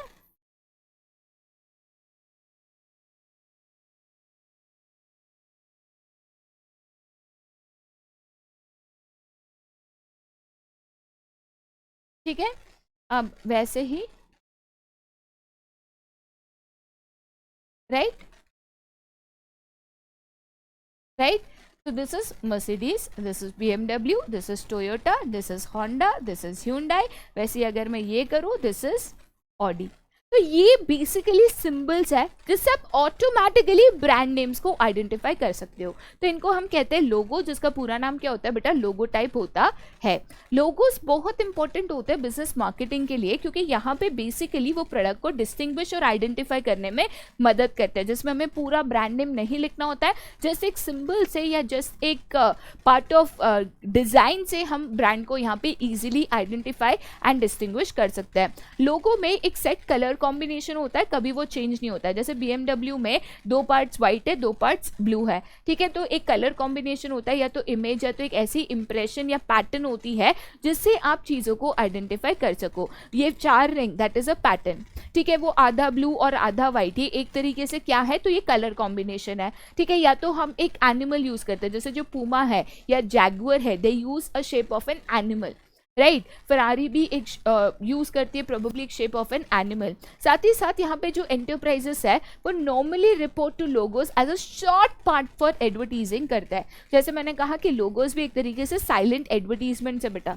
तो हम जहाँ पे ये लोगो लगाते हैं ना, वहाँ पे वो ब्रांड नेम जो है ऑटोमेटिकली आइडेंटिफाई हो जाता है. एंड साथ ही साथ एक विजुअल कंपोनेंट होता है जिससे आप ब्रांड को ईजिली आइडेंटिफाई कर सकते हो. काफ़ी बार ये लोगोस में इतना ज़्यादा सोच के लोगो बनाया जाता है. मैं एक एग्जांपल देती हूँ, जैसे ठीक है, मुझे जैसे मैं अगर BMW की बात करूँ तो वहाँ पे 2 ब्लू 2 वाइट है. क्यों पता है? मतलब उनका आइडियोलॉजी ये है कि कभी भी अगर आपने एक चॉपर देखा होगा, आपकी भाषा में हेलीकॉप्टर समझ लो, वो जब फैन होता है उसका धीरे घूमता है ना तो सारी ब्लेड दिखती है, बट जैसे वो फास्ट घूमता है ना, you can not see the blade. Can you see the finger? नहीं. ये वही बताना चाह रहा है, द स्पीड. यस, ठीक है. अमेज़न को देखोगे ना तो लिखता है, मतलब कहता है कि भाई A to Z सारी चीजें हमारे पास आपको मिल जाएगी, you name it we give it, है ना. तो ये लोगोस भी ना काफी बार बेटा इतने स्ट्रेटेजिकली डिजाइंड होता है कि उसमें उन्होंने अपनी सोच डाल दी होती है, जिससे वो साइलेंट मार्केटिंग के तौर पे एक्ट करता है. अब आपको अगर पता है कि ऑडी का जो 4 रिंग का लोगो है वो 4 रिंग क्या रिप्रेजेंट करती है, तो नीचे कमेंट सेक्शन में जरूर बताना, ठीक है. चलिए आगे जाते हैं टू द नेक्स्ट, जो कि है यहाँ पे टैगलाइन. अब टैगलाइन की अगर बात करें तो basically simple but powerful messages, मतलब एक शॉर्ट सिंपल से लाइन में मैसेज होता है. जैसे KFC की बात करें तो KFC क्या कहता है? It's finger licking good. मतलब क्या कि भाई इतना अच्छा है ना हमारा खाना कि चाटते रह जाओगे. मुझे नहीं पसंद, बट बेसिकली वो एक सोच के साथ उन्होंने वो टैगलाइन बनाई है कि इतना बढ़िया खाना हम बनाते हैं कि भाई तुम तो हाथ चाटते, उंगलियां चाटते रह जाओगे, ठीक है. जैसे मैकडॉनल्ड्स कहता है आई एम लविंग इट, मतलब कोई भी हमारा खाना खाएगा तो कहेगा यार मजा ही आ गया, ठीक है. अब यहाँ पे ग्लूकोज कहता है जी माने जीनियस, मतलब ये बिस्किट खा के आप जीनियस बन सकते हो, ठीक है. तो बेसिकली टैगलाइंस क्या होते हैं? तो ऐसे शॉर्ट सिंपल मैसेजेस जो आप कम्युनिकेट करना चाहते हो, जो आपके प्रोडक्ट का गोल, मिशन या जो भी आपका main idea of the product है वो यहाँ पे लोगों तक बेसिकली कम्युनिकेट करता है, ठीक है. नेक्स्ट इंपॉर्टेंट पी पे जाते हैं, दैट इज योर पैकेजिंग. अब हमने प्रोडक्ट करा, प्रोडक्ट के बाद हम आ रहे हैं पैकेजिंग. याद रखना product mix is a part of product only. तो यहाँ पे मैं अगर लोगों की टैगलाइन की बात करूँ या पैकेजिंग की बात करूँ या लेबलिंग की बात करूँ या ब्रांडिंग की बात करूँ, it is a part of the product itself, ठीक है. आगे जाते हैं टू द नेक्स्ट, जो कि है यहाँ पे पैकेजिंग, ठीक है.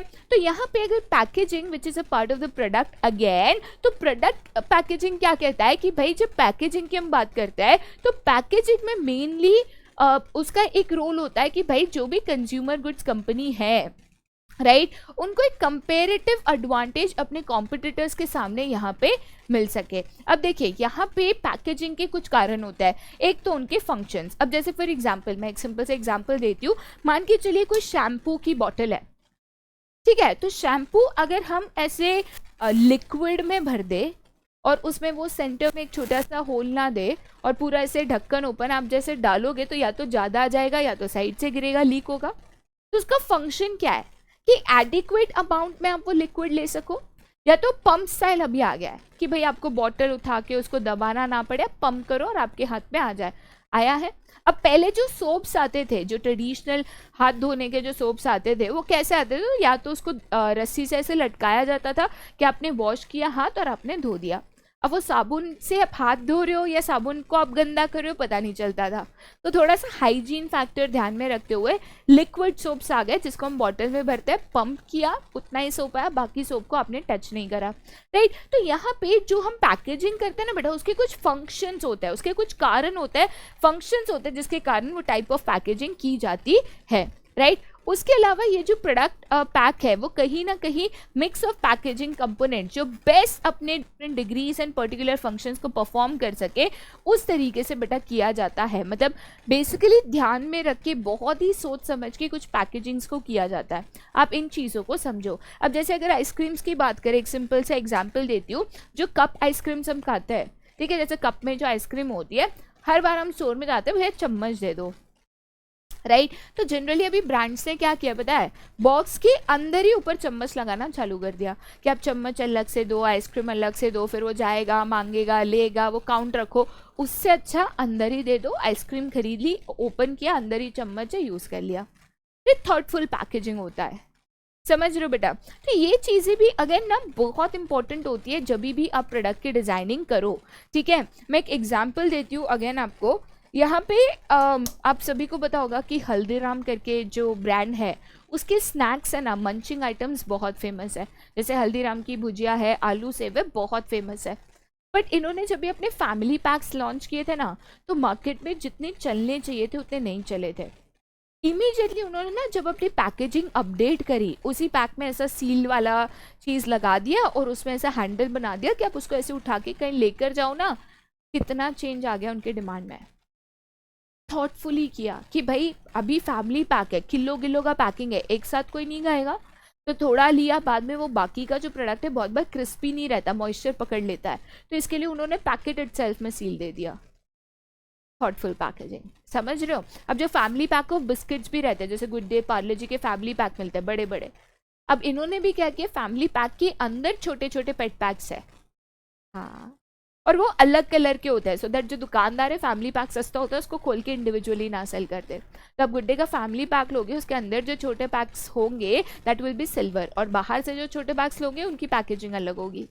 समझ रहे हो बात को। तो थॉटफुली पैकेजिंग करना ना बेटा बहुत इंपॉर्टेंट होता है, कहीं ना कहीं ये भी आपकी मार्केटिंग एंड सेल्स में इम्पैक्ट करता है। उसके बाद नेक्स्ट पे आते हैं, दैट इज लेबलिंग। अब देखिए बेटा, अगर मैं लेबलिंग की बात करूँ तो यहाँ पे जो भी आपकी प्रोडक्ट रिलेटेड इन्फॉर्मेशन है, जैसे कि मान के चलो आपकी प्रोडक्ट के इंग्रेडिएंट्स है या आपके प्रोडक्ट का कंटेंट्स है, ठीक है, या तो स्टेप्स है ऑफ यूजेज, या तो न्यूट्रिशन वैल्यू है, उसके अलावा मैन्युफैक्चरिंग डेट है,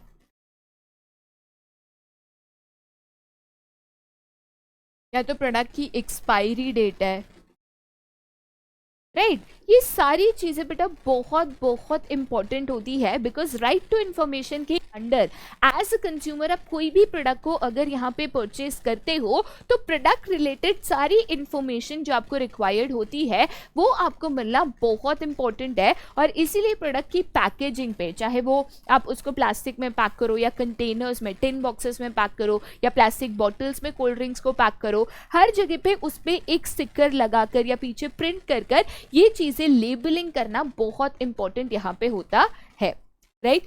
अब हम नेक्स्ट पे आते हैं जो कहीं ना कहीं आपका आईपीआर है, that is intellectual property rights. अब देखो बेटा, यहाँ पे मैं अगर इंटेलेक्चुअल प्रॉपर्टी राइट्स की बात करती हूँ या आईपीआर की बात करती हूँ, तो जैसे कुछ चीज़ें हमारी एसेट्स होती है ना, जैसे लैंड एक एसेट है, ठीक है, जैसे एक बिल्डिंग एक एसेट है, मशीनरी एक एसेट है, टेक्नोलॉजी एक एसेट है, वैसे ही जो हमारी सोच होती है, जो हमारी इन्वेंशन, जो हमारी नॉलेज होती है, जिसको यूज़ करके हम ये प्रोडक्ट या सर्विसेज बनाते हैं, वो भी एक तरीके से हमारा एसेट है। बट बिकॉज ये इनटैंजिबल है, इन चीज़ों को आप क्या करोगे, तो इन चीज़ों को हमें लीगली प्रोटेक्ट करना बहुत इंपॉर्टेंट है, सो दैट इसका बेनिफिट सिर्फ हमें मिले, राइट। जैसे फॉर एग्जाम्पल मैंने गाना लिखा, किसी ने कॉपी कर लिया, क्या करूंगी, मेहनत मेरी, फायदा किसी और का। किसी ने गाना गाया या एक म्यूजिक कंपोजिशन किया या एक किताब लिखी, किसी और ने कॉपी करके फ़ायदा कर लिया, क्या करोगे? तो ऐसे केस में आपकी जो इंटेलेक्चुअल प्रॉपर्टी है उसको यहाँ पे लीगली प्रोटेक्ट करने के लिए यहाँ पे डिफरेंट इंटेलेक्चुअल प्रॉपर्टी राइट्स के अंदर डिफरेंट कंपोनेंट जैसे patents, trademarks, copyright, industrial design से आपको दिया गया है, जिससे आप अपनी ये इंटेलेक्चुअल प्रॉपर्टी को भी लीगली प्रोटेक्ट कर सकते हो कि कोई और इसका बेनिफिट ना ले ले, राइट? सबसे पहले अगर हम बात करते हैं पेटेंट्स की, तो पेटेंट जो है, जो डिफरेंट इन्वेंशंस हम करते हैं उसके लिए बेसिकली यहाँ पे पेटेंट होता है। जैसे सबसे पहले बल्ब बना था तो उसको पेटेंट किया गया था, जैसे कि रेलवे का इंजन बना था तो उसको पेटेंट किया गया था। तो कोई भी हम नई इन्वेंशन करते हैं, कोई भी हम नई खोज करते हैं तो उसके लिए हम पेटेंट राइट्स के लिए फाइल कर सकते हैं। याद रखना, ये पेटेंट राइट्स के लिए फाइल करना ये एक बहुत ही कॉम्प्लेक्स प्रोसेस है, राइट? और उसके लिए हमें पेटेंट फीस भी यहाँ पे भरनी होती है, एक मामूली फीस होती है इसकी, तो जो हमें यहाँ पे भरनी होती है। पेटेंट राइट से क्या होता है, जो भी इन्वेंटर है, मतलब जिस व्यक्ति ने ये इन्वेंशन किया है, उसको एक राइट मिलता है कि कोई भी और व्यक्ति सिवाय द इन्वेंटर ना इसको बना सके, ना इसको इस्तेमाल कर सके, ना इसको बेच सके, ना ऑफर फॉर सेल या इंपोर्ट ऑफ एन इन्वेंशन कर सके for a limited period of time. मतलब ये डिपेंड करता है कि आपको पेटेंट कितने साल के लिए ग्रांट हुआ है। अब मैं कहती हूँ कि भाई यहाँ पे मुझे पेटेंट ग्रांट हुआ है, पेटेंट ग्रांटेड फॉर 10 years, तो 10 साल के लिए एक तरीके से आप कह सकते हो मेरी इस प्रोडक्ट की मोनोपोली बन गई कि मैं इसको बनाऊंगी, मैं इसको बेचूंगी, मैं इसको इंपोर्ट या एक्सपोर्ट करूंगी, सब हक मेरे पास है, राइट? तो यहाँ पे ऑब्वियस सी बात है, आपको डिस्क्लोजर ऑफ इन्वेंशन करना पड़ेगा कि भाई आपने क्या बनाया, कैसे बनाया, क्यों बनाया, क्या फायदा, क्या नुकसान, ये करना पड़ेगा। बट ये डिस्क्लोजर करने के बाद अगर आपको पेटेंट राइट मिल जाता है तो एक तरीके से आपको मोनोपोली ऑफ द प्रोडक्ट मिल जाती है, but for a stipulated time, कि भाई इतने टाइम के लिए ये आपका, आप बेच के जितना यहाँ पे कमा सकते हो कमा लो, ठीक है? चलिए आगे जाते हैं टू द नेक्स्ट, जो कि है कॉपीराइट। अब यहाँ पे कॉपीराइट की बात करूं तो जो भी आर्ट वर्क है, या तो आप कह सकते हो लिटरेचर वर्क है, राइट? उसके लिए हम क्या फाइल कर सकते हैं, तो कॉपीराइट। जैसे फॉर एग्जाम्पल अगर मैं म्यूजिक की बात करूं, अगर मैं यहाँ पे राइटिंग की बात करूं, आपने बुक लिखी है, कोई डांस फॉर्म है, राइट? तो सबके लिए हमें क्या फाइल करना होता है, कॉपीराइट फाइल करना होता है कि भाई इसके सारे कॉपीराइट्स मेरे पास है और मेरे अलावा कोई भी व्यक्ति मेरे काम को यहाँ पे कॉपी ना कर सके। तो यहाँ पे जो भी क्रिएटर ऑफ ओरिजिनल वर्क होता है, मतलब ओरिजिनली जिस व्यक्ति ने काम को किया है, उस व्यक्ति को लिमिटेड टाइम के लिए एक्सक्लूसिव राइट्स मिल जाते हैं कि भाई यहाँ पे कोई भी व्यक्ति उसका कॉपी ना कर सके। अब वो चाहे म्यूजिकल कंपोजिशन हो या कोई लिटरेचर वर्क हो, जैसे किसी ने किताब लिखी है, पोयम लिखी है, स्टोरी लिखी है, स्क्रिप्ट लिखी है, इसके लिए यहाँ पे ये कॉपीराइट मिल सकता है। तो इन्वेंशंस के लिए जैसे पेटेंट है ना, वैसे ही जो लिटरेचर आर्टिस्टिक वर्क होता है उसके लिए हम यहाँ पे कॉपीराइट ऑब्टेन कर सकते हैं कि मेरे अलावा ना कोई इसको कॉपी कर सके, ना बना सके, ना बेच सके, ठीक है? नेक्स्ट इंपॉर्टेंट चीज देन आती है इंडस्ट्रियल डिजाइन। अब इंडस्ट्रियल डिजाइन की बात करें तो कोई भी ऐसी visual design which is yet to be converted, which is yet to be converted into actual product, उसकी डिजाइन बेटा आप कॉपीराइट कर सकते हो। जैसे फॉर एग्जांपल मान के चलिए मैंने एक मशीन डिजाइन करी है, अब इसको मैंने बनाया नहीं है, फिलहाल मैंने ऐसे एक पेपर पे उसकी पूरी ऐसी डिजाइन तैयार करी है, राइट? मैं बनाऊं उसके पहले किसी और ने बना लिया तो इसके लिए ये डिज़ाइन को भी मैं यहाँ पे कॉपी कर सकती हूँ। तो जनरली 2 to 3 डायमेंशनल पैटर्न्स पे आप इसको यहाँ पे क्या कर सकते हो, तो इसका आप यहाँ पे कॉपीराइट ऑब्टेन कर सकते हो, ठीक है? तो इंडस्ट्रियल कमोडिटी या तो हैंडीक्राफ्ट प्रोडक्ट है जो आपने डिजाइनिंग करी है, जिसको आप अभी प्रोडक्शन पे लेके जाओगे, तो आप ये डिजाइन को भी यहाँ पे रिजर्व कर सकते हो, कॉपीराइट कर सकते हो कि कोई भी व्यक्ति ऐसे सिमिलर डिजाइन को पहले बना के मार्केट में सप्लाई ना कर सके, ठीक है? नेक्स्ट इंपॉर्टेंट चीज बेटा आती है आपकी ट्रेडमार्क, जो मैं आपको ऑलरेडी बता चुकी हूँ कि ट्रेडमार्क की अगर बात करें तो कोई भी ब्रांड की जो रिकॉग्नाइजेबल साइंस है, डिजाइन से एक्सप्रेशंस होते हैं, ठीक है, उनको हम यहाँ पे क्या करते हैं, तो उनका हम यहाँ पे ट्रेडमार्क करते हैं। जैसे आप देखोगे ना तो मैकडॉनल्ड्स का जो सिंबल है उसके नीचे आपको ऐसा दिखेगा TM, कि भाई ये ट्रेडमार्क है, कोई भी ये सिंबल हमारा कॉपी नहीं कर सकता। तो कोई भी ब्रांड की ना एक यूनिक आइडेंटिटी होती है कि भाई ये चीज़, एम मतलब मैकडॉनल्ड्स, ठीक है, ये साइन मतलब ये ब्रांड, ये साइन मतलब ये ब्रांड, तो कोई भी इसको यहाँ पे कॉपी ना कर सके, इसके लिए हम इसका क्या ऑब्टेन करते हैं बेटा, यहाँ पे उसका ट्रेडमार्क ऑब्टेन करते हैं। इसको डिटेल में समझाने के लिए एक सिंपल सा यहाँ पे मैंने एग्जाम्पल लिया है। जैसे फॉर एग्जाम्पल ये मैंने एक फाउंटेन पेन बनाई, दिस इज माई इन्वेंशन। अभी तक किसी ने मान के चलो ऐसी पेन नहीं बनाई, तो मैं इसका पेटेंट ऑब्टेन करूंगी, ठीक है। ये पेन कैसे यूज होगी, कहाँ पे उसकी टिप होगी, कहाँ से इंक भरेंगे, मैंने इसकी इंडस्ट्रियल डिजाइन बनाई, ये उसका यूटिलिटी मॉडल है, राइट। देन उसका मैंने प्रॉपर पूरा ढक्कन, नेब, ये वो सबके साथ मैंने इसको बनाया, तो ये मेरी इंडस्ट्रियल डिजाइन कंप्लीट हो गई। फिर मैंने इस पेन का एक नाम दिया, तो यहाँ पे उसका मार्क मिलेगा, ठीक है। जैसे पार्कर पेन का एक मार्क है, ठीक है, सेलो पेन का एक मार्क है, अगर कोई पेन एक पर्टिकुलर ब्रांड की उसका एक मार्क है, तो उसके लिए मैं उसका जो भी आइडेंटिफिकेशन मार्क है उसके लिए मैं उसका ट्रेडमार्क यहाँ पे रजिस्ट्रेशन करूंगी। समझ रहे हो? तो पहले तो मैंने अपने इन्वेंशन को प्रोटेक्ट किया कि भाई कोई भी ऐसी पेन अभी बना के बेचे नहीं। उसके बाद मैंने उसकी जो प्रॉपर डिजाइनिंग है उसको मैंने रिजर्व कर दिया। उसके बाद जो उसका आइडेंटिफिकेशन मार्क है कि ये पेन मेरी बनाई हुई है, उसको मैंने यहाँ पे रिजर्व करा, ठीक है। चलिए अब हम यहाँ पे नेक्स्ट कंपोनेंट पे जाते हैं, that is the price, right. तो प्रोडक्ट में सारी चीज़ें मैंने कवर कर ली, प्रोडक्ट का जो इंटेलेक्चुअल प्रॉपर्टी राइट्स है, या प्रोडक्ट में जो लेबलिंग है, पैकेजिंग है, लोगोज है, टैगलाइंस है, ये सारी चीज़ें यहाँ पे मैंने ब्रांडिंग से लेके सब कुछ मैंने यहाँ पे कवर करा। अब next component which is again a very very important component of marketing mix, that is pricing, उसके ऊपर हम जाते हैं। प्राइस मतलब क्या, तो कोई भी प्रोडक्ट को खरीदने के लिए जो वैल्यू हम पे करता है। जैसे फॉर एग्जाम्पल मैं कहती हूँ कि ये पैकेट ऑफ बिस्किट है, ठीक है, मुझे पैकेट ऑफ बिस्किट चाहिए, तो मेरे को उस पैकेट ऑफ बिस्किट के लिए कितना पैसा पे करना है, तो मैं कहती हूँ 10 रुपये दूंगी तो पैकेट मेरे को मिल जाएगा। तो ये 10 रुपये बेटा क्या हो गया, इस बिस्किट का प्राइस, राइट। कोई भी प्रोडक्ट या सर्विस को ऑब्टेन करने के लिए जो पैसा हम पे करते हैं, जो वैल्यू हम पे करते हैं, उसको हम कहते हैं प्राइस ऑफ दैट प्रोडक्ट या तो प्राइस ऑफ दैट सर्विस। तो यहाँ पे मैं अगर प्राइस की बात करूँ तो भाई प्राइसिंग डिसाइड करने के लिए कि बिस्किट 10 का बिकेगा, 12 का है, 15 का है, 20 का, ये डिसाइड करने के लिए बहुत सारी डिफरेंट स्ट्रेटेजीज या बहुत सारे डिफरेंट मेथड्स है जो फॉलो किए जाते हैं, जो हमें यहाँ पे पढ़ना है। सबसे पहला मेथड, सबसे सिंपलेस्ट ऑफ द मेथड है, that is cost plus pricing. तो सबसे पहले ये देखो, मान के चलिए मैं सेम एग्जांपल लेती हूँ, this is the packet of biscuit, ठीक है। तो सबसे पहले ये पैकेट ऑफ बिस्किट बनाने के लिए कितना खर्चा गया, तो मैं कहती हूँ कि एक बिस्किट का पैकेट यहाँ पे 5 रुपीज में बन गया, ठीक है। देन मैं देखती हूँ कि भाई मेरा एक्सपेक्टेड प्रॉफिट इस बिस्किट से कितना है पर पैकेट से, तो मैं कहती हूँ कि भाई मुझे यहाँ पे कम से कम 50% प्रॉफिट चाहिए। तो 5 रुपीज़ का 50% कितना हो गया बेटा, 2.5 रुपीज़। तो यहाँ पे मैंने प्रोडक्ट की प्राइस क्या रख दी, 7.5 रुपीज़। तो कॉस्ट प्लस प्राइसिंग का मेथड का मतलब क्या होता है कि भाई पहले देखो कि बनाने में कितना खर्चा गया, उसके ऊपर कितना प्रॉफिट चाहिए, दोनों को ऐड कर दो तो आपको प्राइस ऑफ द प्रोडक्ट यहाँ पे मिल जाएगा। ये मोस्ट कॉमन टेक्निक है जो बहुत सारे लोग आज के तारीख में भी अपना रहे हैं। वो देखते हैं कि भाई प्राइस ऐसा हो जिससे मेरा खर्चा भी कवर हो जाए और एक रीजनेबल प्रॉफिट, मतलब यहाँ पे जैसे मैंने 50% प्रॉफिट लिया है तो एक रीजनेबल प्रॉफिट भी मुझे यहाँ पे मिले, ठीक है। जैसे फॉर एग्जाम्पल मान के चलो कि यहाँ पे आप लेते हो ये बिस्किट का, तो मैंने बोला जैसे कॉस्ट है आपका 5 रुपीज़, ठीक है, प्लस 50% प्रॉफिट चाहिए, तो मैंने इसका प्राइस रख दिया 7.5 रुपीज़। बहुत ही सिंपल से एग्जाम्पल है।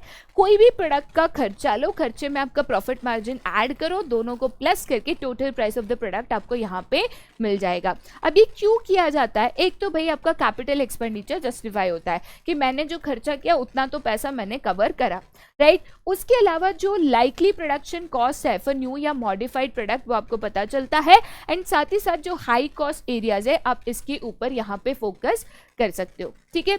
Advantages of cost plus pricing method की बात करें तो सबसे पहला बिगेस्ट एडवांटेज ये होता है कि आपको ये पता है कि एक प्रोडक्ट को बनाने के लिए आपने यहाँ पे कितना एक्सपेंडिचर किया है, अकॉर्डिंगली आप प्रॉफिट मार्जिन ऐड कर रहे हो।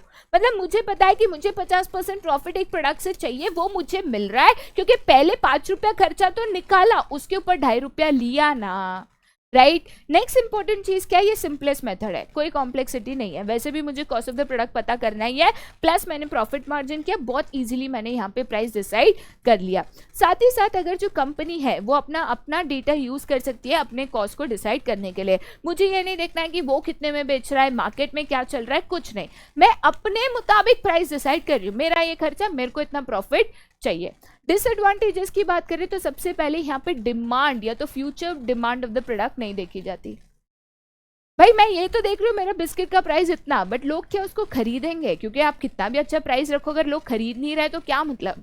तो demand of the product equally important है। अगर ये होता है कि भाई 6 रुपए पे बहुत ज्यादा बिकेगा, 7.5 रुपए पे हार्डली बिकेगा, तो 7.5 रुपए रख के भी क्या मतलब, कॉस्ट कवर होगा जब बिकेगा ना, राइट। नेक्स्ट चीज यहाँ पे क्या है, it also does not take into account competitors action. देखो बेटा कुछ प्रोडक्ट्स एब्सोल्यूट सब्स्टिट्यूट होता है, जैसे फॉर एग्जांपल यहाँ पे मैं कहती हूँ कोक और पेप्सी, है ना। तो मान के चलो कोक का कॉस्ट ऑफ प्रोडक्शन है 10 रुपीज़ और पेप्सी का कॉस्ट ऑफ प्रोडक्शन है 12 रुपीज़। तो कोक कहता है कि मैं यहाँ पे 30% प्रॉफिट रखूंगा, पेप्सी भी कहता है कि मैं यहाँ पे 30% प्रॉफिट रखूंगा। तो ऐसे केस में कोक का प्राइस कितना हो जाएगा, 13 रुपया। बट यहाँ पे अगर पेप्सी की प्राइस की बात करूँ तो 1.2 प्लस 1.2 प्लस 1.2 है ना, तो यहाँ पे 13.6 हो जाएगा शायद। तो ऐसे केस में भाई इसका प्राइस ज़्यादा है तो सभी लोग डिमांड किसकी करेंगे, कोक की। तो भाई पेप्सी बिकेगा ही नहीं, तो 60 पैसे के लिए मेरा प्रोडक्ट बिकेगा नहीं तो चलेगा क्या? समझ रहे हो बात को? तो बहुत इंपॉर्टेंट होता है ये भी देखना कि आपकी जो पेप्सी है उसकी एग्जैक्ट प्राइसिंग यहाँ पे क्या है, क्यों है, कैसे है एंड सो ऑन, वरना कंपनी का भाई प्रोडक्ट फेल हो जाएगा, राइट। नेक्स्ट चीज क्या है कि it can result in the company over estimating the price of the product.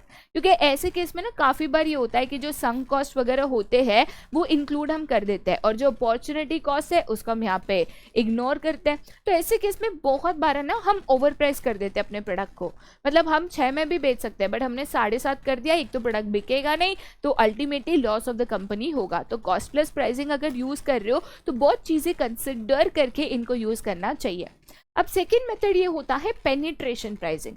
देखो बेटा पेनिट्रेशन प्राइसिंग बेसिकली क्या होता है कि यहाँ पे जो प्राइस ऑफ द प्रोडक्ट है वो इनिशियली लो प्राइस पे बेचता है। मतलब बेसिकली मेरा काम ये होता है कि मार्केट में मेरे बहुत सारे कॉम्पिटिटर्स है, ठीक है, तो मुझे ये करना है कि लोग जो है मेरे कॉम्पिटिटर्स के प्रोडक्ट ना लेकर दे बाय माय प्रोडक्ट।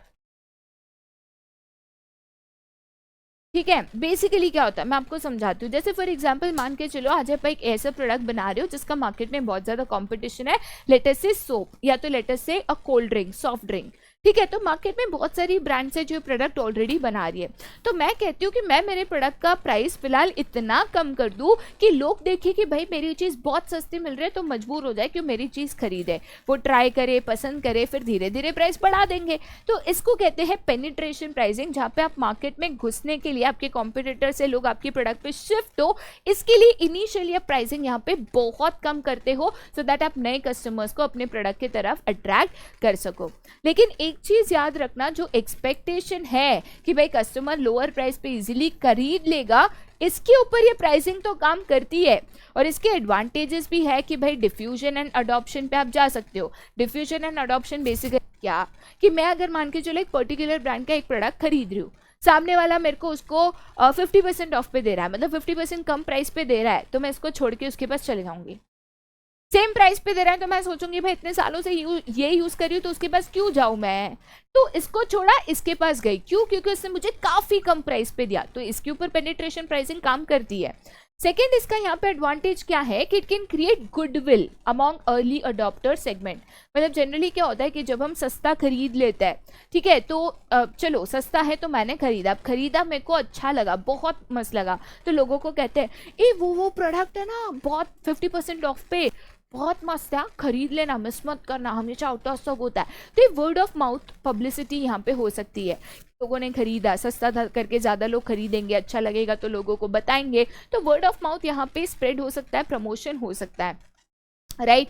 उसके अलावा जो बाकी आपकी कॉम्पिटिटर्स है उनके ऊपर एक तरीके से यहाँ पे प्रेशर बन सकता है कि भाई इनका प्रोडक्ट इतना सस्ता बन रहा है, सब उनके तरफ जा रहे हैं, तो हम क्या करें, हमको भी कम करना पड़ेगा, हमको भी डिस्काउंट देने पड़ेंगे एंड सो ऑन।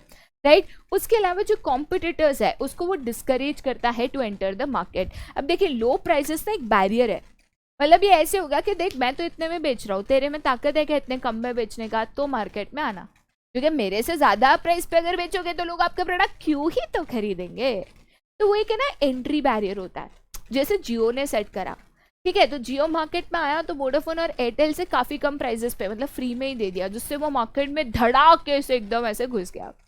घुसने के बाद उसने इवेंचुअली अपने प्राइसेस को बढ़ाया, ठीक है। फिर भी आज उसका प्राइसेस कंपैरेटिवली इतना लो है, क्या चौथी कंपनी आने से पहले सोचेगी कि भाई ये इतने में बेच रहा है, मैं तो इतने में बेच भी ना पाऊँ, कैसे लोग मेरे प्रोडक्ट पे शिफ्ट होंगे, समझ रहे हो। नेक्स्ट इंपॉर्टेंट चीज यहाँ पे क्या है कि it can create stock turnover, मतलब बेसिकली आपके प्रोडक्ट्स यहाँ पे क्विकली बिक सकते हैं, तो डिस्ट्रीब्यूशन चैनल से आपका सप्लाई यहाँ पे जल्दी जल्दी हो सकता है। एंड साथ ही साथ एक enthusiasm and support in the channel भी आ सकता है कि देखो आप प्रोडक्ट ज़्यादा बेच रहे हो, आपको फ़ायदा, होलसेलर को फ़ायदा, रिटेलर को फ़ायदा, जो प्रोडक्ट बेच रहा है उसको फ़ायदा, सबको यहाँ पे बेनिफिट मिल रहा है, राइट। डिसएडवांटेजेस क्या है? मोस्ट इंपॉर्टेंट डिसएडवांटेज ये प्राइस एक्सपेक्टेशन लॉन्ग टर्म हो जाती है। सिंपल सा एग्जांपल देती हूँ, डीमार्ट में ना इनिशियली डीमार्ट और बहुत सारे सुपरमार्केट्स में, नॉट ओनली डीमार्ट, एक ब्रांड ऑफ बिस्किट लॉन्च किया गया था यूनिबिक करके। अब यूनिबिक ने इनिशियली पेनिट्रेशन प्राइसिंग अडॉप्ट करने के लिए क्या किया था, अपना प्रोडक्ट है ना एक पे एक फ्री रखा था, मतलब 50% ऑफ या तो एक पे एक फ्री, सो हाफ प्राइस पे आपको उनके बिस्किट्स मिल रहे थे। अब टेक्निकली इनके बिस्किट्स थोड़े से हायर क्वालिटी ओट्स के ये वो बने हैं, तो इनकी बिस्किट्स की प्राइसिंग थोड़ी सी ज़्यादा थी, बट 50% ऑफ पे वो अफोर्डेबल थी, बहुत सारे लोग ने खरीदा, पसंद भी करा। आज भी मेरे घर पे आपको यूनिबिक का पैकेट मिलेगा, तो बहुत सारे लोगों ने इनकी बिस्किट्स को पसंद करा। बट इवेंचुअली जैसे जैसे इनका ब्रांड फेमस हो गया, लोग जानने लगे, लोग खरीदने लगे, उन्होंने 50% ऑफ हटा दिया। अब मेरा पर्सनल ऑब्जर्वेशन ये था कि उन्होंने क्या किया, नए बिस्किट के वेरिएंट्स लॉन्च किए, पहले वाले पे 50% ऑफ हटाया, नए वाले पे 50% डाला, लोग नए वाले पे शिफ्ट हो गए, पुराने वाला छोड़ दिया। पहले ओट्स वाले पे था तो वो खरीदते थे, फिर वो ऑन MRP हो गया या 2-5 रुपये ऑफ, उसको छोड़ा, फिर उन्होंने ऑरेंज वाला मिल्क वाला कुछ तो लॉन्च किया उसके ऊपर, तो लोग वो खरीदने लगे, फिर उसको छोड़ के चोको चिप लॉन्च करा तो लोग इसको छोड़ के उसके ऊपर शिफ्ट हो गए। अभी फिलहाल उन्होंने सनफिश को चोकोफिल को कॉपी कर दिया, तो उसके ऊपर लोग, मतलब जैसे उन्होंने प्राइसिंग बढ़ाना, लोगों ने उनके प्रोडक्ट को छोड़ दिया, क्योंकि लोगों के मन में ना एक आदत सी बैठ जाती है, अगर आप एक प्रोडक्ट को कम प्राइस पे खरीदते हो तो उनको हमेशा के लिए फिर उसको कम प्राइस पे चाहिए, वरना वापस प्राइस बढ़ाओगे वो दूसरे प्रोडक्ट पे स्विच हो जाएंगे, राइट। दूसरा पोटेंशियल डिसएडवांटेज ये है कि भाई लो प्रॉफिट मार्जिन पे आप कितने टाइम सस्टेनेबली काम करोगे। शुरुआत में 6-8 महीना चलता है कि भाई कम प्रॉफिट करना है, क्योंकि मार्केट में कंपटीशन है, घुसना है, ब्रांडिंग करना है, नाम बनाना है, कब तक चलेगा। तो ये अगर आदत बन गई तो भाई कल उठ के प्राइस बढ़ाया, नई डिमांड हो रहा, सेल्स नहीं हो रहा, तो प्लान फेल वाली चीज हो जाती है, ठीक है। पेनिट्रेशन प्राइसिंग जो हमने पढ़ा ना, उसका एग्जैक्ट ऑपोजिट चलता है आपका क्रीमिंग या तो स्किमिंग वाला टेक्निक। क्रीमिंग या स्किमिंग क्या कहता है कि भाई हमें तो ना हायर प्राइस पे कम सेल्स करना है। पेनिट्रेशन प्राइसिंग स्ट्रेटेजी क्या कहता है, प्राइस कम करो, डिमांड ज्यादा करो। स्किमिंग प्राइसिंग या क्रीमिंग प्राइसिंग क्या कहता है, प्राइस ज्यादा करो, डिमांड भले कम हो, कोई फर्क नहीं पड़ता। मतलब उनका टारगेट वो फ्यू लग्जरी मार्केट होता है जो हायर प्राइसेस पे भी उनके प्रोडक्ट अफोर्ड कर सके, सिंपल सा बात, ठीक है। तो यहाँ पे selling a product at a high price, high sales को सैक्रिफाइस करते हुए, उसको कहते हैं स्किमिंग द मार्केट, राइट। इनकी स्ट्रेटेजी यहाँ पे लिमिटेड ड्यूरेशन के लिए होती है कि भाई कम टाइम पे हम अपना पूरा इन्वेस्टमेंट यहाँ पे रिकवर कर दें, फिर आगे मार्केट शेयर बढ़ाने के लिए वो धीरे धीरे धीरे धीरे धीरे अपनी प्राइसिंग को यहाँ पे कम करते हैं, राइट। जैसे कि डेयरी मिल्क की बात करें, कैडबरी की डेयरी मिल्क, तो एक तरीके से वो कम प्राइस पे बिकती है, बट जो सिल्क है वो एक्सपेंसिव बिकती है। तो उनको लगता है कि यार कुछ प्रोडक्ट्स जो होते हैं उसको एक्सपेंसिव बेचकर इनिशियल कुछ ही महीने या सालों में हम अपना जो इन्वेस्टमेंट है वो रिकवर कर दे, फिर और हमें बेचना है या सेल्स को अभी बढ़ाना है, तो ऐसे केस में हम धीरे धीरे धीरे प्राइस डाउन लाएंगे सो दैट इवेंचुअली हम अपने सेल्स को इंक्रीज कर दे। बट पहले एंट्री मारते वक्त वो हाई प्राइसिंग टेक्निक को अपनाते हैं। अब हाई प्राइसिंग पे कैसे बेचते हैं, तो उनकी मार्केटिंग स्ट्रैटेजी होती है, लोगों की एक आइडियोलॉजी बना देता है कि भाई ये ब्रांडेड है या तो ज़्यादा प्राइस है तो ज़्यादा अच्छी क्वालिटी है। ठीक है। एडवांटेजेस की अगर बात करें तो सबसे पहला यहाँ पर एडवांटेज ये होता है कि यहाँ पे जो उनका main research and development investment cost है वो इजीली शुरुआत में ही उसको रिकवर कर लेते हैं, राइट। सेकेंड एडवांटेज यहाँ पे क्या होता है कि कंपनी उन्हीं कस्टमर्स को केटर करती है जो कहती है कि भाई ज़्यादा प्राइस मतलब ज़्यादा क्वालिटी हमें मिलेगी, क्वालिटेटिव प्रोडक्ट के लिए हम ज़्यादा प्राइस देने के लिए भी तैयार है। देखो बेटा, दो तरीके के कस्टमर्स होते हैं, price conscious and quality conscious. Price conscious customer कहते हैं जो सस्ता वो अच्छा, क्वालिटी कॉन्शियस कस्टमर कहते हैं सस्ता महंगा कुछ नहीं, हमको तो क्वालिटी देखनी है और क्वालिटी हमेशा हाई प्राइस में मिलती है, हमें कोई दिक्कत नहीं है, ठीक है। डिसएडवांटेजेस की अगर यहाँ पे बात करें तो सबसे पहला डिसएडवांटेज ये कहता है कि बैकफायर कर सकती है क्योंकि आपके क्लोज कॉम्पिटिटर्स हो सकता है। अब देखो बेटा, मेरा कोई क्लोज कॉम्पिटिटर नहीं है तो मैं बोल सकती हूँ कि देखो मैं आपको अच्छी क्वालिटी दे रही हूँ, भले हायर प्राइजेस दे रही हूँ, बट मेरा अगर क्लोज कॉम्पिटिटर है जो मेरे से सस्ता दे रहा है सेम क्वालिटी, कहाँ से लोग मेरा प्रोडक्ट खरीदेंगे आप बताओ। तो भाई अगर क्लोज कॉम्पिटिटर है तो मत करो, कंज्यूमर आपके प्रोडक्ट को छोड़ के उनका प्रोडक्ट खरीद लेंगे, ठीक है। नेक्स्ट चीज यहाँ पे क्या है, ये एक वाइबल ऑप्शन नहीं है अगर आपके यहाँ पे गवर्नमेंट रेगुलेशन स्ट्रिक्ट है। देखो बहुत सारे ऐसे प्रोडक्ट्स होते हैं जिसमें यहाँ पे प्राइस सीलिंग आपकी गवर्नमेंट दे देती है, राइट। तो ऐसे केस में अगर कायदे के मुताबिक आप इतने हायर प्राइसेस पे नहीं सेल कर सकते, पॉसिबल ही नहीं है। थर्ड डिसएडवांटेज क्या है कि अगर कंपनी की कोई हिस्ट्री ऑफ प्राइस स्कीमिंग है, कंज्यूमर कभी नहीं खरीदेगा, ठीक है।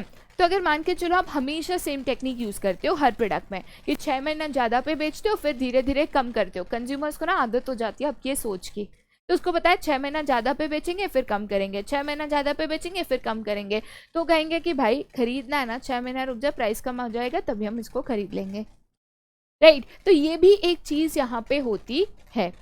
नेक्स्ट प्राइसिंग मेथड पे जाते हैं जो कि है वेरिएबल प्राइस मेथड। अब वेरिएबल प्राइस मेथड बेसिकली क्या कहता है, तो वो यहाँ पे एक सिंपल टेक्निक अपनाता है कि जगह के मुताबिक प्राइसेस चार्ज करो, मतलब अलग जगह पे अलग यहाँ पे प्राइसिंग चार्ज करो, राइट। तो यहाँ पे अगर स्ट्रीट वेंडर्स है तो जाहिर सी बात है वो स्ट्रीट वेंडर्स यहाँ पे छोटे छोटे गुड्स बेचेगा तो उनकी प्राइसेस कम होगी। वही अगर ये प्राइस जो है आप सेलर अटेम्प्ट्स की बात करो, ठीक है, तो बेसिकली मैं आपको एक सिंपल तरीका बताती हूँ, मतलब एक प्रोडक्ट बना दो, ठीक है, जैसे प्रोडक्ट है आपका, ठीक है, अब प्रोडक्ट यहाँ पे स्ट्रीट वेंडर्स को दे रहे हो,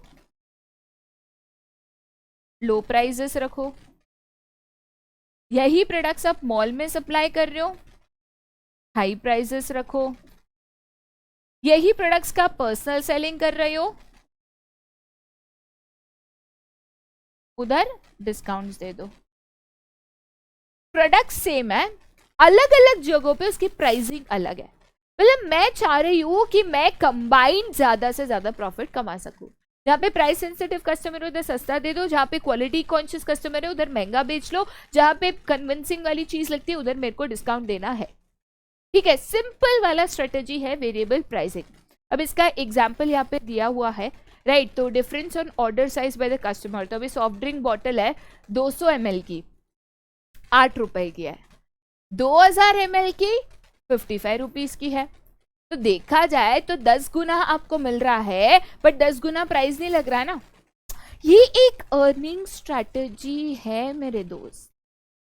हमेशा फैमिली पैक सस्ते पड़ते हैं और छोटा क्वांटिटी महंगा पड़ता है कि भाई हम ज्यादा बेच सके, ठीक है। नेक्स्ट चीज क्या है, तो difference in anticipated business from different customers. अब जैसे school fee for second child जो है ना वो लोग उसको कम चार्ज करते हैं, ये प्राइस डिफरेंशिएशन किया, ठीक है। हम कहते हैं कि नेक्स्ट परचेस पे 10% ऑफ, कि भाई तू और एक बार परचेस कर ले, तो एंटिसिपेटेड सेल्स कि भाई एक बार खरीदा नेक्स्ट बार खरीदने के लिए मजबूर करना है तो बोलो नेक्स्ट परचेस पे 20% ऑफ, तो नेक्स्ट टाइम आएगा फिर उसके परचेस पे 20% ऑफ वापस दे देना, ठीक है। नेक्स्ट चीज यहाँ पे क्या है, तो difference in the bargaining power. अब देखिए अनब्रांडेड अगर प्रोडक्ट्स है तो जाहिर सी बात है उसमें कंप्यूटर्स जैसे कोई भी अनब्रांडेड प्रोडक्ट्स है तो उसमें यहाँ पे बार्गेनिंग ज्यादा होती है कंपेयर टू ब्रांडेड, ये भी एक कंसेप्ट है, ठीक है। नेक्स्ट चीज यहाँ पे क्या है, तो difference in the ability of the customers to pay. अब देखिए हमें अगर लगता है कि भाई हाई इनकम ग्रुप पे, अभी जैसे मॉल है ठीक है, शॉपिंग मॉल्स में जनरली ऐसे लोग जाते हैं जिनकी पेइंग कैपेसिटी होती है, तो हमें पता है इनको डिस्काउंट नहीं भी दिया ना, खरीदेंगे। एक सिंपल सा मैं आपको एग्जांपल देती हूँ। कभी भी आप ऐसे बच्चों के जो पार्क्स होते हैं ना, जैसे फिर गो टू डिज्नीलैंड या तो ऐसे बड़े बड़े जो जू पार्क्स या मराइन पार्क्स होता है, अब इसमें क्या होता है ना, एक पता होता है, एक स्ट्रेटेजी होती है कि बच्चा आएगा ना तो महंगी चीज़ भी है वो जिद करके अपने माँ बाप से खरीदवाएगा। अब जैसे आप कोई मूवी देखने जाते हो, अगेन एक सिंपल एग्जांपल देती हूँ, कोई मूवी देखने जाते हो तो वहाँ पे कहते हैं कि भाई पानी की बोतल तो हम लाने नहीं देंगे। अब अंदर पानी की 10 रुपए की बोतल 30 की मिलेगी, बट 3 घंटे में पानी की ज़रूरत ज़्यादातर लोगों को पड़ेगी, तो वो खरीदेंगे चाहे 30 की हो। बेचा महंगा। वही रेलवे स्टेशन पे 30 की बेचोगे ना, बाहर जाके 10 की लेके आएगा। राइट, तो नीड के ऊपर भी खेलो। अब ये पार्क्स होते हैं ना, मराइन पार्क, डिज्नीलैंड, वहाँ पे एक इतनू सा सॉफ्ट टॉय 4 गुना प्राइस पे मिलेगा, या कैप 4 गुना प्राइस पे, पर लोगों को लगता है यार, बच्चा कहता है चाहिए चाहिए चाहिए, पापा ले देते हैं, अभी क्या ही तो करे। समझ रहे हो? तो ये चीजें भी ना बहुत अच्छी टैक्टिक्स होती है जो लोग यूज करके, वेरिएबल प्राइसिंग को यूज करके मैक्सिमम यहाँ पे प्राइसिंग अपनाते हैं। तो देखा जाए तो सेलर यहाँ पे प्राइसिंग स्ट्रेटेजी यूज कर सकता है कि जो उनके गुड्स और सर्विसेज है जो फेल हुए हैं ओरिजिनली, राइट, उनको वो यहाँ पे मॉडेस्ट प्रॉफिट पे यहाँ पे लीस्ट रिकूप से या तो अलग अलग जगहों से वो अर्न कर सके। डाउनसाइड वेरिएबल प्राइसिंग का ये भी है कि भाई अदर कस्टमर्स को आप लूज कर सकते हो। अब देखो कैसे होता है, एक तो इसका फायदा ये है कि जहाँ पे नहीं बिक रहा है उसमें प्राइस कम करके बेच दिया और पैसा कमा लिया, और एक ये होता है कि दूसरे को जिसने पूरा प्राइस दिया पता चला ना, तो बोलेगा मेरे से ज्यादा लिया, उसको सस्ता दिया, ये तो चीटिंग है, चीटिंग चीटिंग चीटिंग, ये वाली चीज़ भी हो जाएगी। तो हाँ, आपका एक लॉजिकल एक्सप्लेनेशन होना for variable price is very very very very important.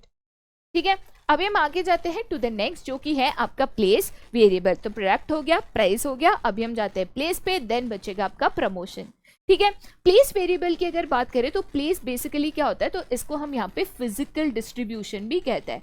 Basically distribution channel choose करना जिससे हमारा जो प्रोडक्ट है यहाँ पे फाइनल कंज्यूमर तक पहुँच सके, राइट। तो मैं अगर यहाँ पे प्लेस फैक्टर की बात करूँ तो प्लेस का मतलब होता है पॉइंट ऑफ सेल्स। तो बेसिक मंत्र क्या होता है कि मेरा जो लोकेशन ऑफ द बिजनेस है ना वो बहुत इंपॉर्टेंट है।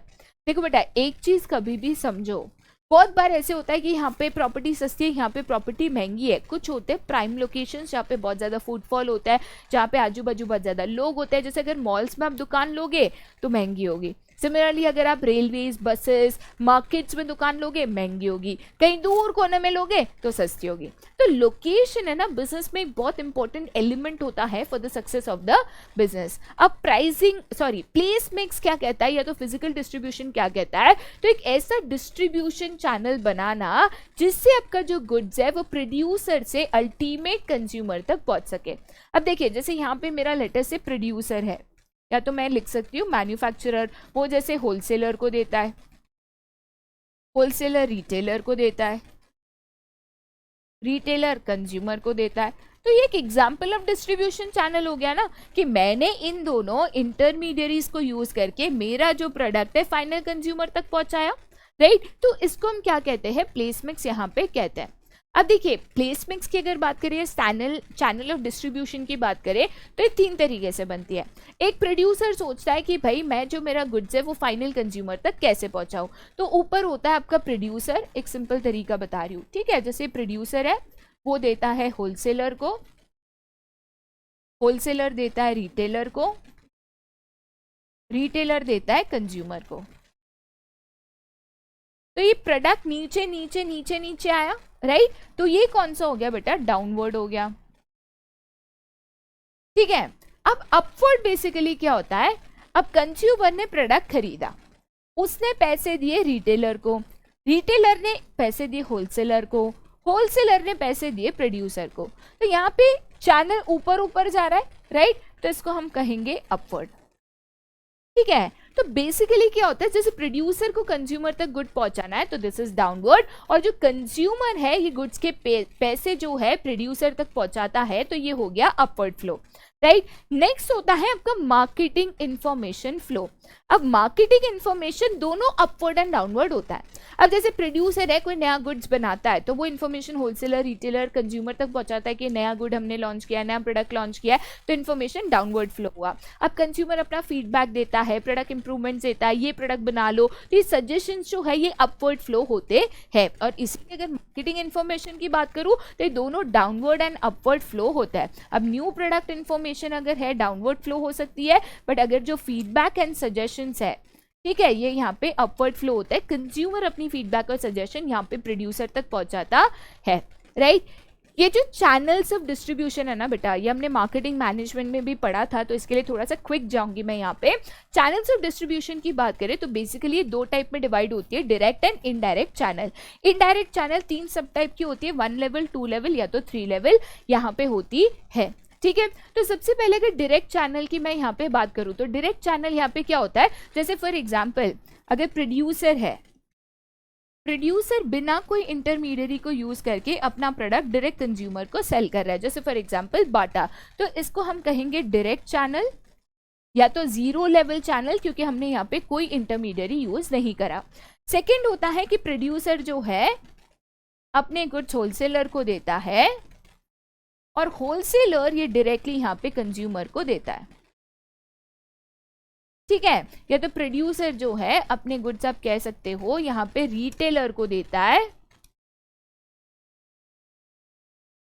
और रिटेलर डायरेक्टली कंज्यूमर को देता है। तो इनडायरेक्ट है क्योंकि हमने इंटरमीडियरी ऐड किया, बट 1 लेवल है क्योंकि एक ही इंटरमीडियरी ऐड किया, राइट। अब आता है कि प्रोड्यूसर है, उसने होलसेलर को दिया, होलसेलर ने रिटेलर को दिया, रिटेलर ने कंज्यूमर को दिया। अब ये इनडायरेक्ट है क्योंकि इंटरमीडियरी ऐड किया, बट ये 2 लेवल हो गया। वैसे ही हमने यहाँ पे producer, producer to agent, agent के बाद होलसेलर, होलसेलर के बाद रिटेलर, रिटेलर के बाद कंज्यूमर। तो यहाँ पे 1 2 3 इंटरमीडियरी ऐड की, तो दिस इज 3 लेवल। तो जैसे जैसे आप इंटरमीडियरी ऐड करते हो ना, लेवल्स बढ़ता है। विदाउट इंटरमीडियरी अगर प्रोड्यूसर डायरेक्टली कंज्यूमर को कह रहा है तो दिस इज डायरेक्ट चैनल या तो 0 लेवल चैनल, राइट।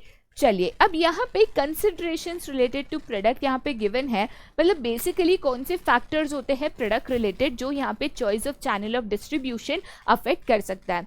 सबसे पहले आप जो प्रोडक्ट बेच रहे हो उसकी वैल्यू क्या है। अब देखिए बेटा, जैसे जैसे आप इंटरमीडियरी लेवल ऐड करते हो ना, प्रोडक्ट का प्राइस बढ़ते जाता है। जैसे प्रोड्यूसर ने 100 में बनाया, उसने 12 में एजेंट को दिया, एजेंट ने 13 में होलसेलर को दिया, होलसेलर ने 15 में रिटेलर को दिया, रिटेलर ने 20 रुपए में कंज्यूमर को दिया। तो हर एक लेवल पे, बिकॉज हर एक जो इंटरमीडियरी है वो अपना कमीशन ऐड करेगा, तो फाइनल प्रोडक्ट का प्राइस बढ़ते जाएगा, राइट। तो इसीलिए अगर प्रोडक्ट ऑलरेडी एक्सपेंसिव है, महंगा है, आप उसको और महंगा नहीं कर सकते ना, तो ऐसे केस में वो बहुत कॉस्टली प्रोडक्ट हो जाएगा। तो ऐसे केस में भाई स्मॉल डिस्ट्रीब्यूशन चैनल यूज करो, सो दैट यहाँ पे प्रोडक्ट बहुत ज़्यादा एक्सपेंसिव ना हो जाए। चाहे गोल्ड ऑर्नामेंट्स हो, एक्सपेंसिव टेक्नोलॉजीज हो, इनमें भाई तुम छोटा डिस्ट्रीब्यूशन चैनल यूज करो, राइट। नेक्स्ट इंपॉर्टेंट फैक्टर होता है स्टैंडर्डाइज या तो कस्टमाइज प्रोडक्ट। अब देखिए बेटा, अगर स्टैंडर्डाइज प्रोडक्ट है जो आप पहले से बना के रख रहे हो, राइट, जैसे मिल्टन की यूटेंसिल्स है, मिल्टन की बॉटल्स है, वो स्टैंडर्डाइज है, तो आप हर जगह पे सेम बॉटल्स अप्लाई कर सकते हो। बट अगर कोई टेलर है जो आपकी डिज़ाइन या आपके नाप या आपकी सोच के हिसाब से आपके ड्रेस बनाते हैं, तो ऐसे केस में आप लास्ट डिस्ट्रीब्यूशन कैसे रखोगे, क्योंकि आपको कंज्यूमर के मुताबिक प्रोडक्ट बनाना है ना। तो प्रोड्यूसर टू कंज्यूमर डायरेक्टली यहाँ पे चैनल यूज होगा, right, in case of customisation. आगे जाते हैं टू द नेक्स्ट कंसिडरेशन जो कि है पेरिशेबिलिटी, मतलब प्रोडक्ट की जो शेल्फ लाइफ है, कितना जल्दी ये खराब होता है। अब जैसे फॉर एग्जांपल सब्जी है या फ्रूट्स है, ये हाईली पेरिशेबल होता है, बहुत जल्दी खराब हो जाता है। तो लंबा चौड़ा डिस्ट्रीब्यूशन चैनल फॉलो करोगे तो by the time products consumer तक पहुंचे हो सकता है वो खराब हो जाए। तो शॉर्ट डिस्ट्रीब्यूशन चैनल फॉलो करो। ड्यूरेबल प्रोडक्ट है, खराब नहीं होता, तो ऐसे केस में लंबा डिस्ट्रीब्यूशन चैनल में भी कोई दिक्कत यहाँ पे नहीं होती। याद रखना, मिनिमम मिडिलमैन यूज करो अगर आपका प्रोडक्ट क्या है, पेरिशेबल है, क्योंकि बेटा जितना लॉन्ग डिस्ट्रीब्यूशन चैनल उतना ज़्यादा समय फाइनल कंज्यूमर तक प्रोडक्ट पहुँचने में लग सकता है। ठीक है। नेक्स्ट इंपॉर्टेंट चीज क्या है, तो टेक्निकल नेचर। देखो बेटा, अगर आपका जो प्रोडक्ट है वो टेक्निकल नेचर का है तो डायरेक्टली आप कंज्यूमर को अगर दे पाओ तो बहुत इंपॉर्टेंट है, क्योंकि यहाँ पे एज अ प्रोड्यूसर आपको अपना प्रोडक्ट या टेक्नोलॉजी ज़्यादा पता है।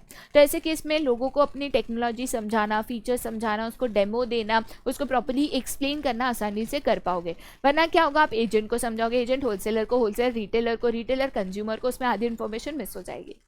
राइट, तो हाई टेक्निकल प्रोडक्ट्स में बहुत इंपॉर्टेंट होता है कि कंज्यूमर को डायरेक्टली आप ये प्रोडक्ट्स को समझा पाओ। राइट, चलिए अब ये तो हो गया आपका considerations, but now these considerations are related to the market. Product related तो देख लिया, अब मार्केट रिलेटेड आपके नंबर ऑफ बायर्स कितने हैं। देखो बेटा, अगर आपके नंबर ऑफ बायर्स लार्ज है प्लस स्कैटर्ड है, जैसे आप बिस्किट्स की बात करें, कोल्ड ड्रिंक्स की बात करें, मिल्क की बात करें, पनीर की बात करें, इनके जो नंबर ऑफ बायर्स है ना बहुत सारे हैं, बहुत जेनरिक कॉमन प्रोडक्ट है जो सभी लोग खरीदते हैं। तो ऐसे केस में आपको लार्ज डिस्ट्रीब्यूशंस करना है, बहुत सारे मार्केट्स तक पहुंचना है, तो जाहिर सी बात है लॉन्ग डिस्ट्रीब्यूशन चेंज होगा। राइट, बट आपके नंबर ऑफ बायर्स बहुत लिमिटेड है, आपका प्रोडक्ट उतना एक्सपेंसिव है, उतना टेक्निकली हाई एंड है कि बहुत कम लोग आपका प्रोडक्ट खरीदते हैं या बहुत कम लोगों को आपके प्रोडक्ट की यूटिलिटी है। तो लार्ज चैनल क्यों चाहिए, कम लोग हैं तो उनको आप खुद भी सेल कर सकते हो ना। राइट, नेक्स्ट इंपॉर्टेंट चीज यहाँ पे क्या है, तो टाइप्स ऑफ बायर्स। अब टाइप्स ऑफ बायर्स आपके कैसे है, टाइप्स ऑफ बायर्स की अगर मैं बात करूँ, बेसिकली यहाँ पे दो टाइप के बायर्स हो सकते हैं। एक तो आप यहाँ पे जो है इंडस्ट्रीज को सप्लाई करते हो, जैसे बहुत सारे लोग जो मशीनरी बनाते हैं, हैवी मशीनरी इक्विपमेंट्स बनाते हैं, तो वो डायरेक्टली कंज्यूमर्स के काम का नहीं होता है, वो इंडस्ट्रियल सप्लाई होता है। तो इंडस्ट्रियल सप्लाई होता है तो आपके बहुत सारे स्कैटर्ड कंज्यूमर्स नहीं है तो आप डायरेक्टली सेल करते हो, बट ज़्यादातर कंज्यूमर्स आपके जनरल कैटेगरी है, जैसे आप हाउस होल्ड आइटम्स बनाते हो, तो हाँ ऐसे केस में आपको हो सकता है इंटरमीडियरीज का यूज़ करना पड़े। नेक्स्ट फैक्टर होता है बाइंग क्वान्टिटी। अब जैसे अगर आप यहाँ पे बल्क में सप्लाई कर रहे हो, ठीक है, सिर्फ आप यहाँ पे लार्जर क्वांटिटीज में सप्लाई कर रहे हो, तो आपकी number of customers automatically reduce हो जाता है। पर आप छोटे छोटे छोटे क्वांटिटीज में भी सप्लाई कर रहे हो तो यस, ऐसे केस में आपको यहाँ पे इंटरमीडियरीज का यूज करना पड़ सकता है। Last but not the least is the size of the market. अब देखिए बेटा, साइज ऑफ द मार्केट की अगर बात करूँ तो अगेन आपके कस्टमर्स कितने ज्यादा और स्केटर्ड है। ठीक है, जैसे मैंने आपको पहले ही बोला, जो जेनरिक प्रोडक्ट्स होते हैं ना उसके बहुत सारे कस्टमर्स और स्केटर्ड होता है, तो ज़्यादा इंटरमीडियरीज यहाँ पे यूज़ करने पड़ जाते हैं। और अगर आपकी जो साइज ऑफ मार्केट है वो छोटी है, सिलेक्टेड एरियाज में आपके कस्टमर्स है, तो आप वहाँ पे खुद भी सप्लाई कर सकते हो। ठीक है, चलिए आगे जाते हैं। अब यहाँ पे कंसिडरेशंस रिलेटेड टू मैन्युफैक्चरर या तो कंपनी है, मतलब बेसिकली जो प्रोडक्ट को बनाता है। अब एक होता है आपकी जो गुडविल है, आपकी जो रेप्यूटेशन है। अब यहाँ पे मैं अगर गुडविल या तो रेप्यूटेशन की बात करूँ, तो मान के चलिए अगर कोई एक ऐसी ब्रांड है जिसकी बहुत अच्छी रेप्यूटेशन या गुडविल है, मतलब बहुत अच्छा मार्केट में नाम है, तो ऐसे केस में वो खुद भी अपनी स्टोर्स ओपन करके बेच सकता है, क्योंकि उसके नाम से चीज़ें बिक रही है, तो कहीं पे भी स्टोर खोला तो बिकना है। ठीक है, नेक्स्ट तरीका क्या होता है, तो desire to control the channels of distribution. अब देखिए, मैं कहती हूँ कि भाई ये जो प्रोडक्ट बिक रहा है वो मेरे तरीके से ही बिकना चाहिए, मैं बोलूँ वैसे ही बिकना चाहिए, मैं बोलूँ वैसे ही उसका एक्सप्लेनेशन होना चाहिए, तो भाई चैनल ऑफ डिस्ट्रीब्यूशन शॉर्ट रखो या तो खुद बेचो। राइट, नेक्स्ट तरीका क्या होता है, तो फाइनेंशियल स्ट्रेंथ। अब देखो, मैं चाहती हूँ कि भाई मैं अपना प्रोडक्ट खुद से बेचूँ, सो दैट मैं कंज्यूमर्स को समझ सकूँ, उनको प्रोडक्ट ऑफरिंग समझा सकूँ, बट उसके लिए इतने स्केटर्ड कंज्यूमर्स तक पहुँचने के लिए मेरे पास उतने पैसे होने चाहिए कि मैं उतने ब्रांचेस या उतने स्टोर्स ओपन कर सकूँ जिसके द्वारा मैं अपने प्रोडक्ट्स खुद सेल कर सकूँ। जैसे मैं एप्पल की बात करूँ तो एप्पल खुद अपने स्टोर्स खोल देता है, एप्पल स्टोर, जहाँ पे वो अपने प्रोडक्ट्स को सेल करता है। राइट, लेकिन इंपॉर्टेंट है ना कि भाई आप उतना पैसा है क्या इतने सारे एरियाज में अपने स्टोर्स खोल सको। अगर नहीं है तो आपको मिडलमैन को यूज करना ही होगा अपने प्रोडक्ट को आगे पहुंचाने के लिए। अब आता है नेक्स्ट, दैट इज कंसिडरेशंस जो गवर्नमेंट रिलेटेड है। देखो बेटा, अगर गवर्नमेंट रिलेटेड कंसिडरेशंस की बात करूं तो कुछ जगहों पे गवर्नमेंट के रेस्ट्रिक्शंस होते हैं कि कौन ये प्रोडक्ट बेच सकता है। अब जैसे बहुत सारे जो फार्मास्यूटिकल प्रोडक्ट्स है, जैसे मेडिसिन है, बहुत सारे जो फर्टिलाइजर्स होते हैं, इंसेक्टिसाइड्स होते हैं, इनको बेचने के लिए लाइसेंसेस लगते हैं। एंड ऐसे ही फार्मेसीज या फार्मेसी पीपल जिनके पास लाइसेंस होता है वो इन चीज़ों को बेच सकता है। तो ऐसे केस में मैन्युफैक्चरर ऑफ द जो प्रोडक्ट है, जैसे जो दवाइयाँ बनाता है, उसको ध्यान में रखना है कि भाई वो उसी मिडलमैन को अपना प्रोडक्ट दे जिसके पास licence to sell the product हो, किसी को भी सप्लाई मत करो फिर। ठीक है, तो इन केसेस में जहाँ पे गवर्नमेंट रेस्ट्रिक्शंस आ जाता है on who can supply the product, आपको इसका भी ध्यान में रखना है। राइट, उसके अलावा कुछ इंपॉर्टेंट कंसिडरेशंस होते हैं जैसे कि कॉस्ट। अब मुझे अगर मिडिल मैन यूज करना है तो उसका कितना कॉस्ट है, अगर मैं कहती हूँ कॉस्ट ऑफ यूजिंग इंटरमीडियरीज बहुत ज्यादा है, संभालो। अगर मैं कहती हूँ कि भाई इंटरमीडियरीज यूज करना सस्ता पड़ रहा है, खुद बेचने जाऊंगी, इतने सारे सोर्स सेटअप करूंगी तो बहुत ज्यादा फाइनेंशियल बर्डन आ जाएगा, इंटरमीडियरीज का यूज करो। नेक्स्ट फैक्टर यहाँ पे क्या होता है कि अवेलेबिलिटी। अब देखिए बहुत जगहों पे इंटरमीडियरीज अवेलेबल भी नहीं होता है, तो ऐसे जगह पे खुद जाके बेचना पड़ेगा, राइट। नेक्स्ट चीज क्या होती है, that is possibility of sales. अब पॉसिबिलिटी ऑफ सेल्स का मतलब यहाँ पे क्या होता है कि अब देखिए जैसे मान के चलो कि मैं कहती हूँ कि मैं अपना प्रोडक्ट ओन सेल भी कर सकती हूँ, मतलब मैं डायरेक्ट चैनल भी यूज कर सकती हूँ, और मैं इंटरमीडियरीज भी यूज कर सकती हूँ, मतलब मैं इनडायरेक्ट चैनल भी यूज कर सकती हूँ। तो ये देखो कि कौन सी जगह पे मुझे हायर सेल्स मिलेंगे, खुद बेचूं तो ज्यादा सेल्स और प्रॉफिट मिलेगा, या मैं अगर इंटरमीडिएट यूज करूं तो ज्यादा प्रॉफिट मिलेगा। तो मैं कहती हूँ कि भाई अगर मैं इनडायरेक्ट चैनल यूज करती हूँ तो हो सकता है मेरा प्रोडक्ट ज्यादा एरिया तक पहुंचे और मुझे हायर सेल्स मिल सके, तो जाहिर सी बात है इस चैनल को आपको चूज करना चाहिए, ठीक है। अब हम last factor of marketing mix पे आते हैं जो कि है प्रमोशन। अब प्रमोशन की बेटा अगर बात करें तो यहाँ पे सारी एक्टिविटीज जो कि प्रोडक्ट या सर्विसेज को कस्टमर के इन्फॉर्मेशन देना, मतलब कि मार्केट में हमने ये प्रोडक्ट लॉन्च करा, या प्रोडक्ट रिलेटेड फीचर्स क्या है, या प्रोडक्ट की प्राइस क्या है, उसका यूजेज क्या है, ये सारी इन्फॉर्मेशन एक तक कस्टमर्स तक पहुंचाना जो यूजर्स ऑफ द प्रोडक्ट है, इसके लिए जो भी एक्टिविटीज करते हैं, चाहे आप एडवर्टीजमेंट कर रहे हो, सेल्स प्रमोशन कर रहे हो, जो भी एक्टिविटीज कर रहे हो उनको यहाँ पे प्रमोशन कहा जाता है, राइट।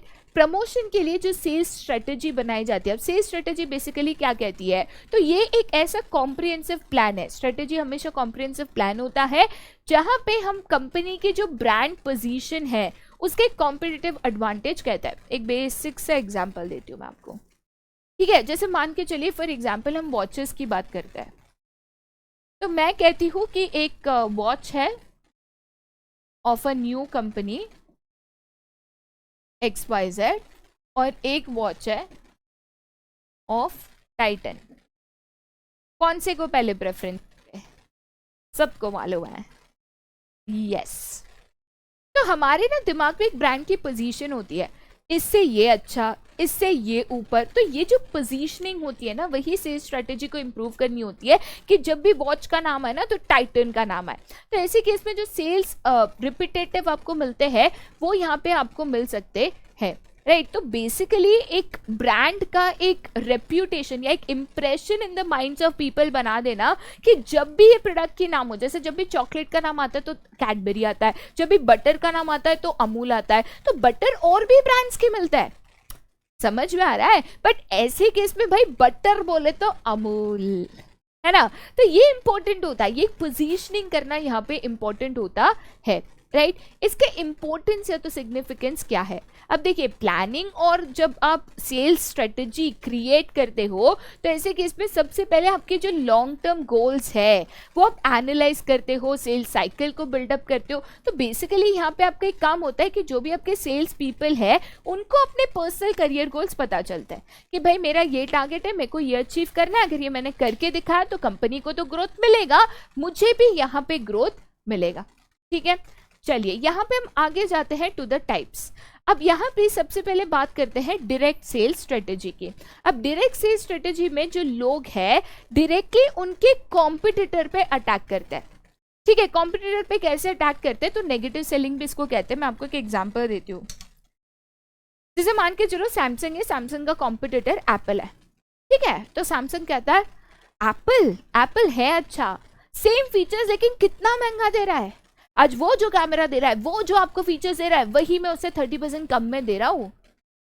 एप्पल कहता है प्राइसिंग तो कम है बट क्या सर्विस देता है वो, मैं आपको 6 महीने बाद भी फोन को कुछ हुआ ना सीधा रिप्लेसमेंट देता हूँ, आपको मैं रुकाता नहीं हूँ, best of the quality of service देता हूँ, मैं बेस्ट ऑफ द प्रोडक्ट में यूज कर। आप अपने कॉम्पिटिटर पे अटैक करके बदनाम करके अपना प्रोडक्ट बेचने की कोशिश करते हो, इसको बोलते हैं डायरेक्ट सेल्स स्ट्रेटेजी। अब इनडायरेक्ट सेल्स बेसिकली क्या करता है, तो थोड़ा सा सटल टेक्निक है, ठीक है, जहां पे आप अपने प्रोडक्ट को प्रमोट कर रहे हो, इसमें ये फीचर्स है, कैमरा क्लैरिटी तो आप देखो, बैटरी ऐसी कि यूज कर करके थक जाओगे, 3 दिन तक चलेगी, हाँ, तो बेसिकली यहाँ पे क्या होता है ना कि आप अपने प्रोडक्ट को यहाँ पे थोड़ा सा बेटर या थोड़ा सा अच्छा है, कैसे अच्छा है, क्या अच्छा है, ये आप करने की कोशिश करते हो, मतलब पॉजिटिव सेल्स है। किसी और को खराब नहीं बताते, अपना प्रोडक्ट में क्या अच्छा है, क्या नया है, क्या बेहतर है, वो बस यहाँ पे बताते हो। ठीक है, अब फंक्शन की बात करूँ तो कोई भी बिजनेस कोई भी स्ट्रेटेजी यूज करे, डायरेक्ट करे या इनडायरेक्ट करे या कॉम्बिनेशन करे, ऐसे केस में जो भी पोटेंशियल कस्टमर्स है, ठीक है, मतलब जो आपके प्रोडक्ट में इंटरेस्टेड है, अभी तक खरीदा नहीं, कस्टमर बने नहीं है, खरीदा नहीं है, बट खरीद सकता है, उनको कम्युनिकेशन करना, उनको आपके ब्रांड या प्रोडक्ट या सर्विस से इंट्रोड्यूस करवाना, जिससे आप उनके प्रॉब्लम को टारगेट कर सको, इंपॉर्टेंट है। अब जैसे मेरा कस्टमर आता है फोन खरीदने के लिए, तो मैं कहती हूँ आपको कैसा फोन चाहिए। देख भाई, वैसे तो मेरा फोन का ज्यादा यूजेज नहीं है, बट मुझे फोटोग्राफी का बहुत शौक है, तो उसकी प्रॉब्लम या नीड क्या है, phone with a good camera, तो मुझे वही ऑफरिंग करनी है ना, वही चीज पे, एरिया पे फोकस करके मुझे अपना प्रोडक्ट उनको यहाँ पे प्रमोट करना है, राइट। जो भी करंट कस्टमर्स है, मतलब जो आपका प्रोडक्ट ऑलरेडी खरीद चुके हैं, जो आपका प्रोडक्ट खरीदने वापस आए हैं, उनको ज्यादा पर्सनल कम्युनिकेशन चाहिए, क्योंकि उनको नए फीचर्स, कुछ नया चाहिए ना, जो खरीद चुके सेम चीज तो नहीं चाहिए, तो उनको एंगेज रखना पड़ता है कि सर ये वाला आप ले लो, वो आपने जो खरीदा था ना उसका एडवांस वर्जन है, उसमें ये है, इसमें वो है, उसमें ऐसा है, पुराना बदल लो सर, ठीक है। बट जो आपका यहाँ पे नए कस्टमर्स होते हैं, उनके ऊपर प्रमोशंस, रेफरल डिस्काउंट थोड़ा सा ज़्यादा काम करता है कि वो अपना पैसा खर्च करके आपका प्रोडक्ट खरीदे। तो डिफरेंट कैटेगरीज ऑफ कस्टमर्स, उनकी जो नीड है, वांट है, क्या वो रिपीटेटिव है या फर्स्ट कस्टमर है, उस मुताबिक ये जो सेल्स स्ट्रेटजी है वो मॉडिफाई होनी चाहिए, राइट। अब कंसिडरेशंस की बात करें तो अगर कभी भी आपको एक इफेक्टिव सेल्स स्ट्रेटजी बनानी है तो सबसे पहले आपको मार्केट नॉलेज चाहिए, आपके कॉम्पिटिटर की, आपके प्रोडक्ट की, उसने क्या प्रोडक्ट लॉन्च किया है, उसके प्रोडक्ट में क्या फीचर्स है, कॉम्पिटिटर का अवेयरनेस चाहिए, राइट। उसके अलावा जो करंट ट्रेंड्स है, फिलहाल मार्केट में क्या डिज़ाइन चल रही है, क्या लेटेस्ट ट्रेंड है, कैसे बताओगे लोगों को कि लेटेस्ट ट्रेंड को मैच करता है, बिजनेस एनालिसिस, ये आपको एज अ सेल्स पर्सन पता होना चाहिए। सिर्फ you do not know your product और you do not know your company, how are you going to convince the people. मतलब मुझे नहीं पता मेरे प्रोडक्ट में क्या अच्छा है, मतलब कोई बोलेगा ये भी तो है ना, इसमें क्या ज़्यादा अच्छा है, और मैं बोलूँगी तो वो तो मुझे भी नहीं पता, ये गलत है। सो आपको पता होना चाहिए कि आपके प्रोडक्ट में क्या ज़्यादा अच्छा है, क्या फीचर्स है, आपके कॉम्पिटिटर से कौन से पॉइंट्स में वो बेटर है या कहाँ पे वो वीक है, एंड सो ऑन, राइट। छोटे बिजनेस जो ओनर्स है, जो यहाँ पे सेल्स स्ट्रेटेजी बनाना चाहते हैं, ऐसे केस में उनको प्रोफेशनल बिजनेस कंसल्टेंट्स को हायर करना चाहिए, जो ये सेल्स स्ट्रेटेजी बनाने में उनकी मदद करे, बिकॉज सेल्स स्ट्रेटेजी में एक्सपर्टाइज की यहाँ पे रिक्वायरमेंट होती है, राइट। उसके बाद नेक्स्ट हम करते हैं आपकी प्रमोशन स्ट्रेटेजी। प्रमोशन स्ट्रेटेजी की अगर बात करें तो बेसिकली कैसे वर्ड ऑफ माउथ से, मतलब basically the word about the product आप कैसे लोगों तक पहुंचा सकते हो। मतलब ये जो मार्केट में एक ट्रेंडिंग हो जाता है ना, अरे ये खाया क्या, अरे ये देखा क्या, अरे ये प्रोडक्ट कितना मस्त है, ये एक तरीके से आपको मार्केट में फैलाना होता है कि ब्रॉडर पब्लिक तक आपके प्रोडक्ट या प्रोडक्ट रिलेटेड इंफॉर्मेशन पहुंच सके। अब यहाँ पे बेसिकली दो होता है, about the line and below the line, ठीक है। तो promotion strategy about the line की अगर बात करूँ तो ये टाइप ऑफ प्रमोशन फोकस करता है advertising to the large audience, मतलब मुझे यहाँ पे लार्ज पब्लिक तक अपना प्रोडक्ट यहाँ पे पहुँचाना है, ठीक है। तो यहाँ पे कन्वेंशनल मीडिया जो लार्ज पब्लिक तक एक साथ पहुँच सकती है, जैसे प्रिंट मीडिया है, न्यूज़पेपर्स, ऑनलाइन आप कर सकते हो, टेलीविजन या सिनेमास की एडवर्टीजमेंट कर सकते हो, जहाँ पे एक साथ बहुत सारे लोगों तक आप ये इन्फॉर्मेशन यहाँ पे पहुँचा सको, ठीक है। यहाँ पे ये अलग होता है टेलर और प्रमोशन से, मतलब बेसिकली मैं एक ग्रुप पे फोकस नहीं कर रही, मैं नहीं कह रही कि मुझे अपना प्रोडक्ट स्टूडेंट्स को पहुँचाना है तो मैं स्टूडेंट्स तक जाऊँ, नहीं, वो स्टूडेंट हो, ये एडल्ट हो या यंगस्टर्स हो या बच्चा, सब तक मेरा प्रोडक्ट पहुंचना चाहिए, तो अबाउ द लाइन, ठीक है। मास प्रमोशन स्ट्रेटेजी जिसको कहते हैं। देन आता है बिलो द लाइन, जहां पे मैं एक स्पेसिफिक ग्रुप को टारगेट कर रही हूँ, मतलब स्टूडेंट्स इन यूजी मतलब अंडर ग्रेजुएट सेक्शन। तो मैं एक स्पेसिफिक टाइप ऑफ लोगों पे फोकस कर रही हूँ। अब इनका यहाँ पे पर्पस क्या होता है, तो भाई स्पेसिफिक टारगेट मार्केट को चूज करना। तो ऐसे केस में स्पॉन्सरशिप देना, तो स्टूडेंट्स मेरा टारगेट है, तो मैं स्कूल्स कॉलेजेस में जहाँ पे यूजी कोर्सेज चलते हैं वहाँ पे मैं स्पॉन्सरशिप दे दूँ, वहाँ पे मैं सेल्स प्रमोशन करूँ, वहाँ पे मैं पीआर करूँ, वहाँ पे मैं पर्सनल सेलिंग करूँ या डायरेक्ट मार्केटिंग करूँ। बेसिकली टारगेटेड मार्केटिंग मुझे यहाँ पे या टारगेटेड प्रमोशन टेक्निक्स मुझे यहाँ पे यूज करनी है, राइट। उन्हीं के ऊपर फोकस करना है मुझे, सबको यहाँ पे मेरा प्रोडक्ट बेचना ही नहीं है। अब थर्ड इनके बीच में आता है थ्रू द लाइन। तो यहाँ पे दोनों above and below the line का कॉम्बिनेशन होता है, ठीक है, इन विच एक फॉर्म ऑफ एडवर्टीजमेंट यूज होता है जो टारगेट कस्टमर को भी यूज करता है and thereby crossing the line भी यूज करता है। मतलब basically through the line is both above plus below. तो मैं एक बल्क एडवर्टीजमेंट भी करती हूँ, मतलब टीवी में भी ऐड देती हूँ और फिर कॉलेज जाके भी मेरा जो प्रोडक्ट है वो यहाँ पे प्रमोट करती हूँ। तो बेसिकली दोनों का कॉम्बिनेशन यूज करती हूँ। तो एक बार आपने अपना टारगेट मार्केट आइडेंटिफाई कर लिया, जैसे मैंने आइडेंटिफाई किया कि स्टूडेंट्स जो अंडर ग्रेजुएट सेक्शन में है वो मेरा टारगेट मार्केट है, तो मुझे सोचना है कि आप उन तक मैं बेस्ट तरीके से कैसे अपना प्रोडक्ट लेकर जाऊँ।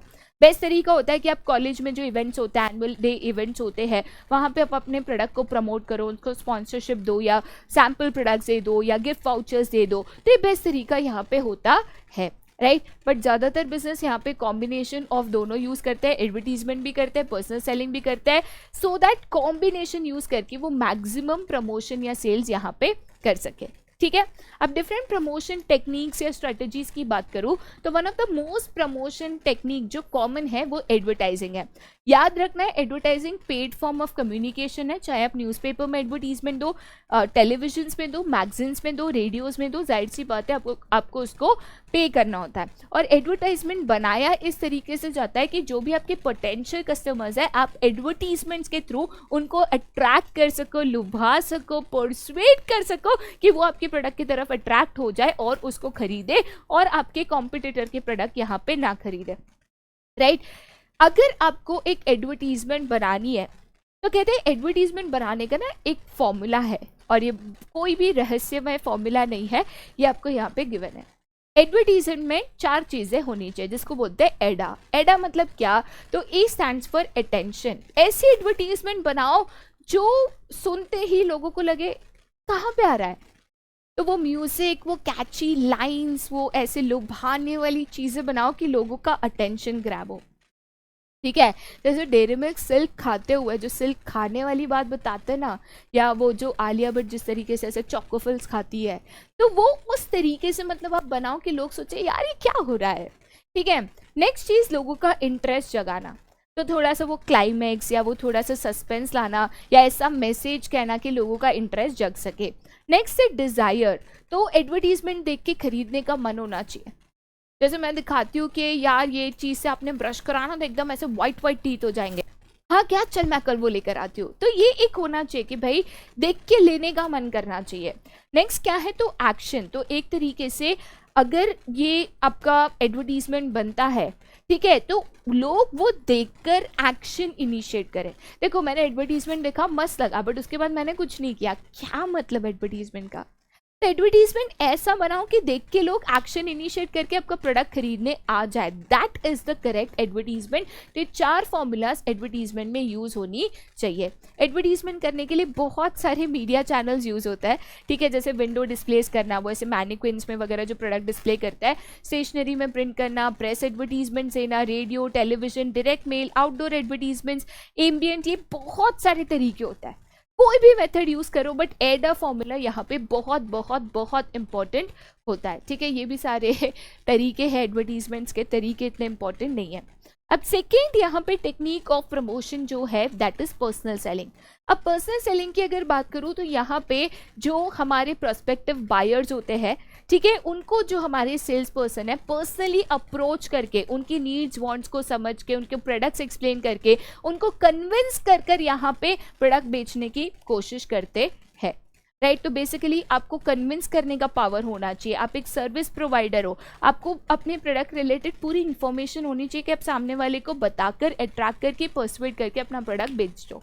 तो यहाँ पे आप मास लोगों को टारगेट नहीं करते हो, पर्सनली आप लोगों तक जा जाके प्रोडक्ट एक्सप्लेन करके, कन्विंस करके, पर्सुएट करके सेल्स करने की यहाँ पे कोशिश करते हो, राइट। देन आता है आपका सेल्स प्रमोशन। अब यहाँ पे मैं अगर सेल्स प्रमोशन की बात करूँ तो ये शॉर्ट टर्म इंसेंटिव्स होते हैं, जैसे फॉर एग्जांपल डिस्काउंट्स दे देना, ठीक है, या तो ऑफर्स दे देना, या तो आप कह सकते हो फॉर एग्जांपल सैम्पल्स दे देना, फ्री आइटम्स दे देना, ठीक है। तो ये एक तरीके से आप सेल्स प्रमोशन यहाँ पे कर सकते हो। तो ऐसे इंसेंटिव्स या एक्टिविटीज़ करना जो लोगों को इनकरेज करे कि भाई वो आपका प्रोडक्ट यहाँ पे खरीदे। अगेन यहाँ पे बिलो द लाइन एक्टिविटीज़ में आता है, ठीक है। नेक्स्ट होता है consumer promotion, right. Consumer promotion मतलब क्या, तो यहाँ पे परचेज डिस्प्ले मटेरियल रखना, राइट। तो बेसिकली एक होता है ना ऐसे डी मार्ट में या कहीं पे भी ऐसे सामने ही बहुत यूनिक तरीके से चीज़ें डिस्प्ले होती है कि देख के खरीदने का मन करता है या अट्रैक्ट हम हो जाता है कि यार ये रखा क्या है, ठीक है। दूसरा जो डेमोन्स्ट्रेशन या सैम्पलिंग या सेलिब्रिटी अपीयरेंसेस हम करते हैं, मतलब सेलिब्रिटी के हाथ में हमारा प्रोडक्ट दिखा देते हैं या सेलिब्रिटी को हमारा प्रोडक्ट यूज़ करते हुए दिखा देते हैं। उसके अलावा जो कॉम्पिटिशन्स कूपन्स वगैरह रख के जैसे फॉर एग्जांपल कॉलेज में कंपटीशन है तो जो भी जीतेगा उसको हमारे प्रोडक्ट का 50% ऑफ का कूपन कोड मिल जाएगा, ये कर सकते हो। ऑन पैक ऑफर्स रख सकते हो, जैसे बहुत बार होता है ना बिस्किट के पीछे स्क्रैच करो तो आपको पेटीएम का कैशबैक मिलेगा फ्रॉम 10 to 50 रुपीज़, ये तरीका कर सकते हो। लॉयल्टी रिवॉर्ड पॉइंट प्रोग्राम्स रख सकते हो कि हर बार आप खरीदोगे तो उसमें लॉयल्टी पॉइंट्स ऐड होंगे जिसको बाद में आप रिडीम करके ये प्रोडक्ट्स को खरीद सकते हो, तो लोग रिपीटेटिवली खरीदेंगे, आपका रिपीटेटिव परचेज होगा, राइट। उसके बाद अगर बिजनेस प्रमोशंस की बात करें तो जो सेमिनार्स और वर्कशॉप्स होते हैं, कॉन्फ्रेंसेस होता है, बहुत जगह पे ट्रेड शोज होते हैं, उसमें आप अपने प्रोडक्ट्स को प्रमोट कर सकते हो। उसके अलावा डायरेक्ट मेल कैंपेन, जहाँ पे आपके पास एक लार्ज डेटाबेस ऑफ लोगों का मेल होता है, उसमें आप डायरेक्ट मेलिंग कर सकते हो, न्यूज़लेटर्स भेज सकते हो, इवेंट्स में स्पॉन्सरशिप करके आप अपनी ब्रांडिंग कर सकते हो, कैपेबिलिटी डॉक्यूमेंट्स यूज़ कर सकते हो, ये भी आप यहाँ पे यूज़ कर सकते हो। ट्रेड प्रमोशंस की बात करें तो यहाँ पे इंसेंटिव्स जो है लोगों को देना कि भाई लोग अगर हमारा प्रोडक्ट खरीदेंगे हम उनको ये चीज़ें देंगे, ठीक है। रीसेलर स्टाफ इंसेंटिव, कि आप हमारा प्रोडक्ट अगर बेच रहे हो तो हर प्रोडक्ट बिकने पे हम आपको इतना कमीशन देंगे। उसके अलावा कॉम्पिटिशन्स यहाँ पे कंडक्ट करना या कॉर्पोरेट एंटरटेनमेंट करना, बोनस स्टॉक करना। अब जैसे कैडबरी है वो एक कंपटीशन कंडक्ट करती है, मेक योर ओन चॉकलेट, फिर जो जीतता है उसका नाम उस चॉकलेट पे प्रिंट होकर या सिग्नेचर के साथ आता है, तो ऐसे कॉम्पिटिशन्स कंडक्ट करके भी आप ये चीज़ें कर सकते हो। सेल्स फोर्स प्रमोशंस की बात करें तो यहाँ पे जो कमीशन सेल्स कंपटीशन होती है कि भाई जो सबसे ज़्यादा सेल्स करेगा उसको ये मिलेगा, या तो sales competition with prizes and awards, ये चीज़ें होती है, ये भी आप यहाँ पे कर सकते हो, राइट। उसके बाद नेक्स्ट फैक्टर पे आते हैं, that is your public relation. अब पब्लिक रिलेशन क्या होता है, तो कंपनी की बेसिकली एक गुडविल या तो reputation in the market build करना और बनाए रखना, ठीक है।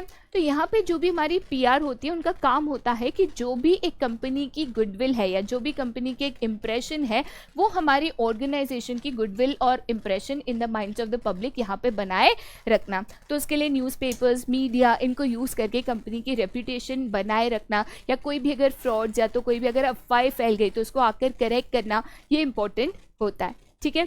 4 P's ऑफ मार्केटिंग मुझे लगता है थोड़ा सा इजी हो जाना चाहिए क्योंकि मार्केटिंग मैनेजमेंट में भी मैंने पढ़ाया है, कुछ इंपॉर्टेंट चीज़ें उसमें ऐड हुई थी और साथ ही साथ एक मार्केटिंग मैनेजमेंट का रिवीजन भी हो जाएगा करके यहाँ पे सारे पॉइंट्स मैंने आपके लिए कवर कर दिए, ठीक है। उम्मीद रखती हूँ कि ये चैप्टर आपको बिल्कुल समझ में आया होगा। चैप्टर्स नहीं रुकेंगे, ना ही आपकी पढ़ाई रुकनी चाहिए।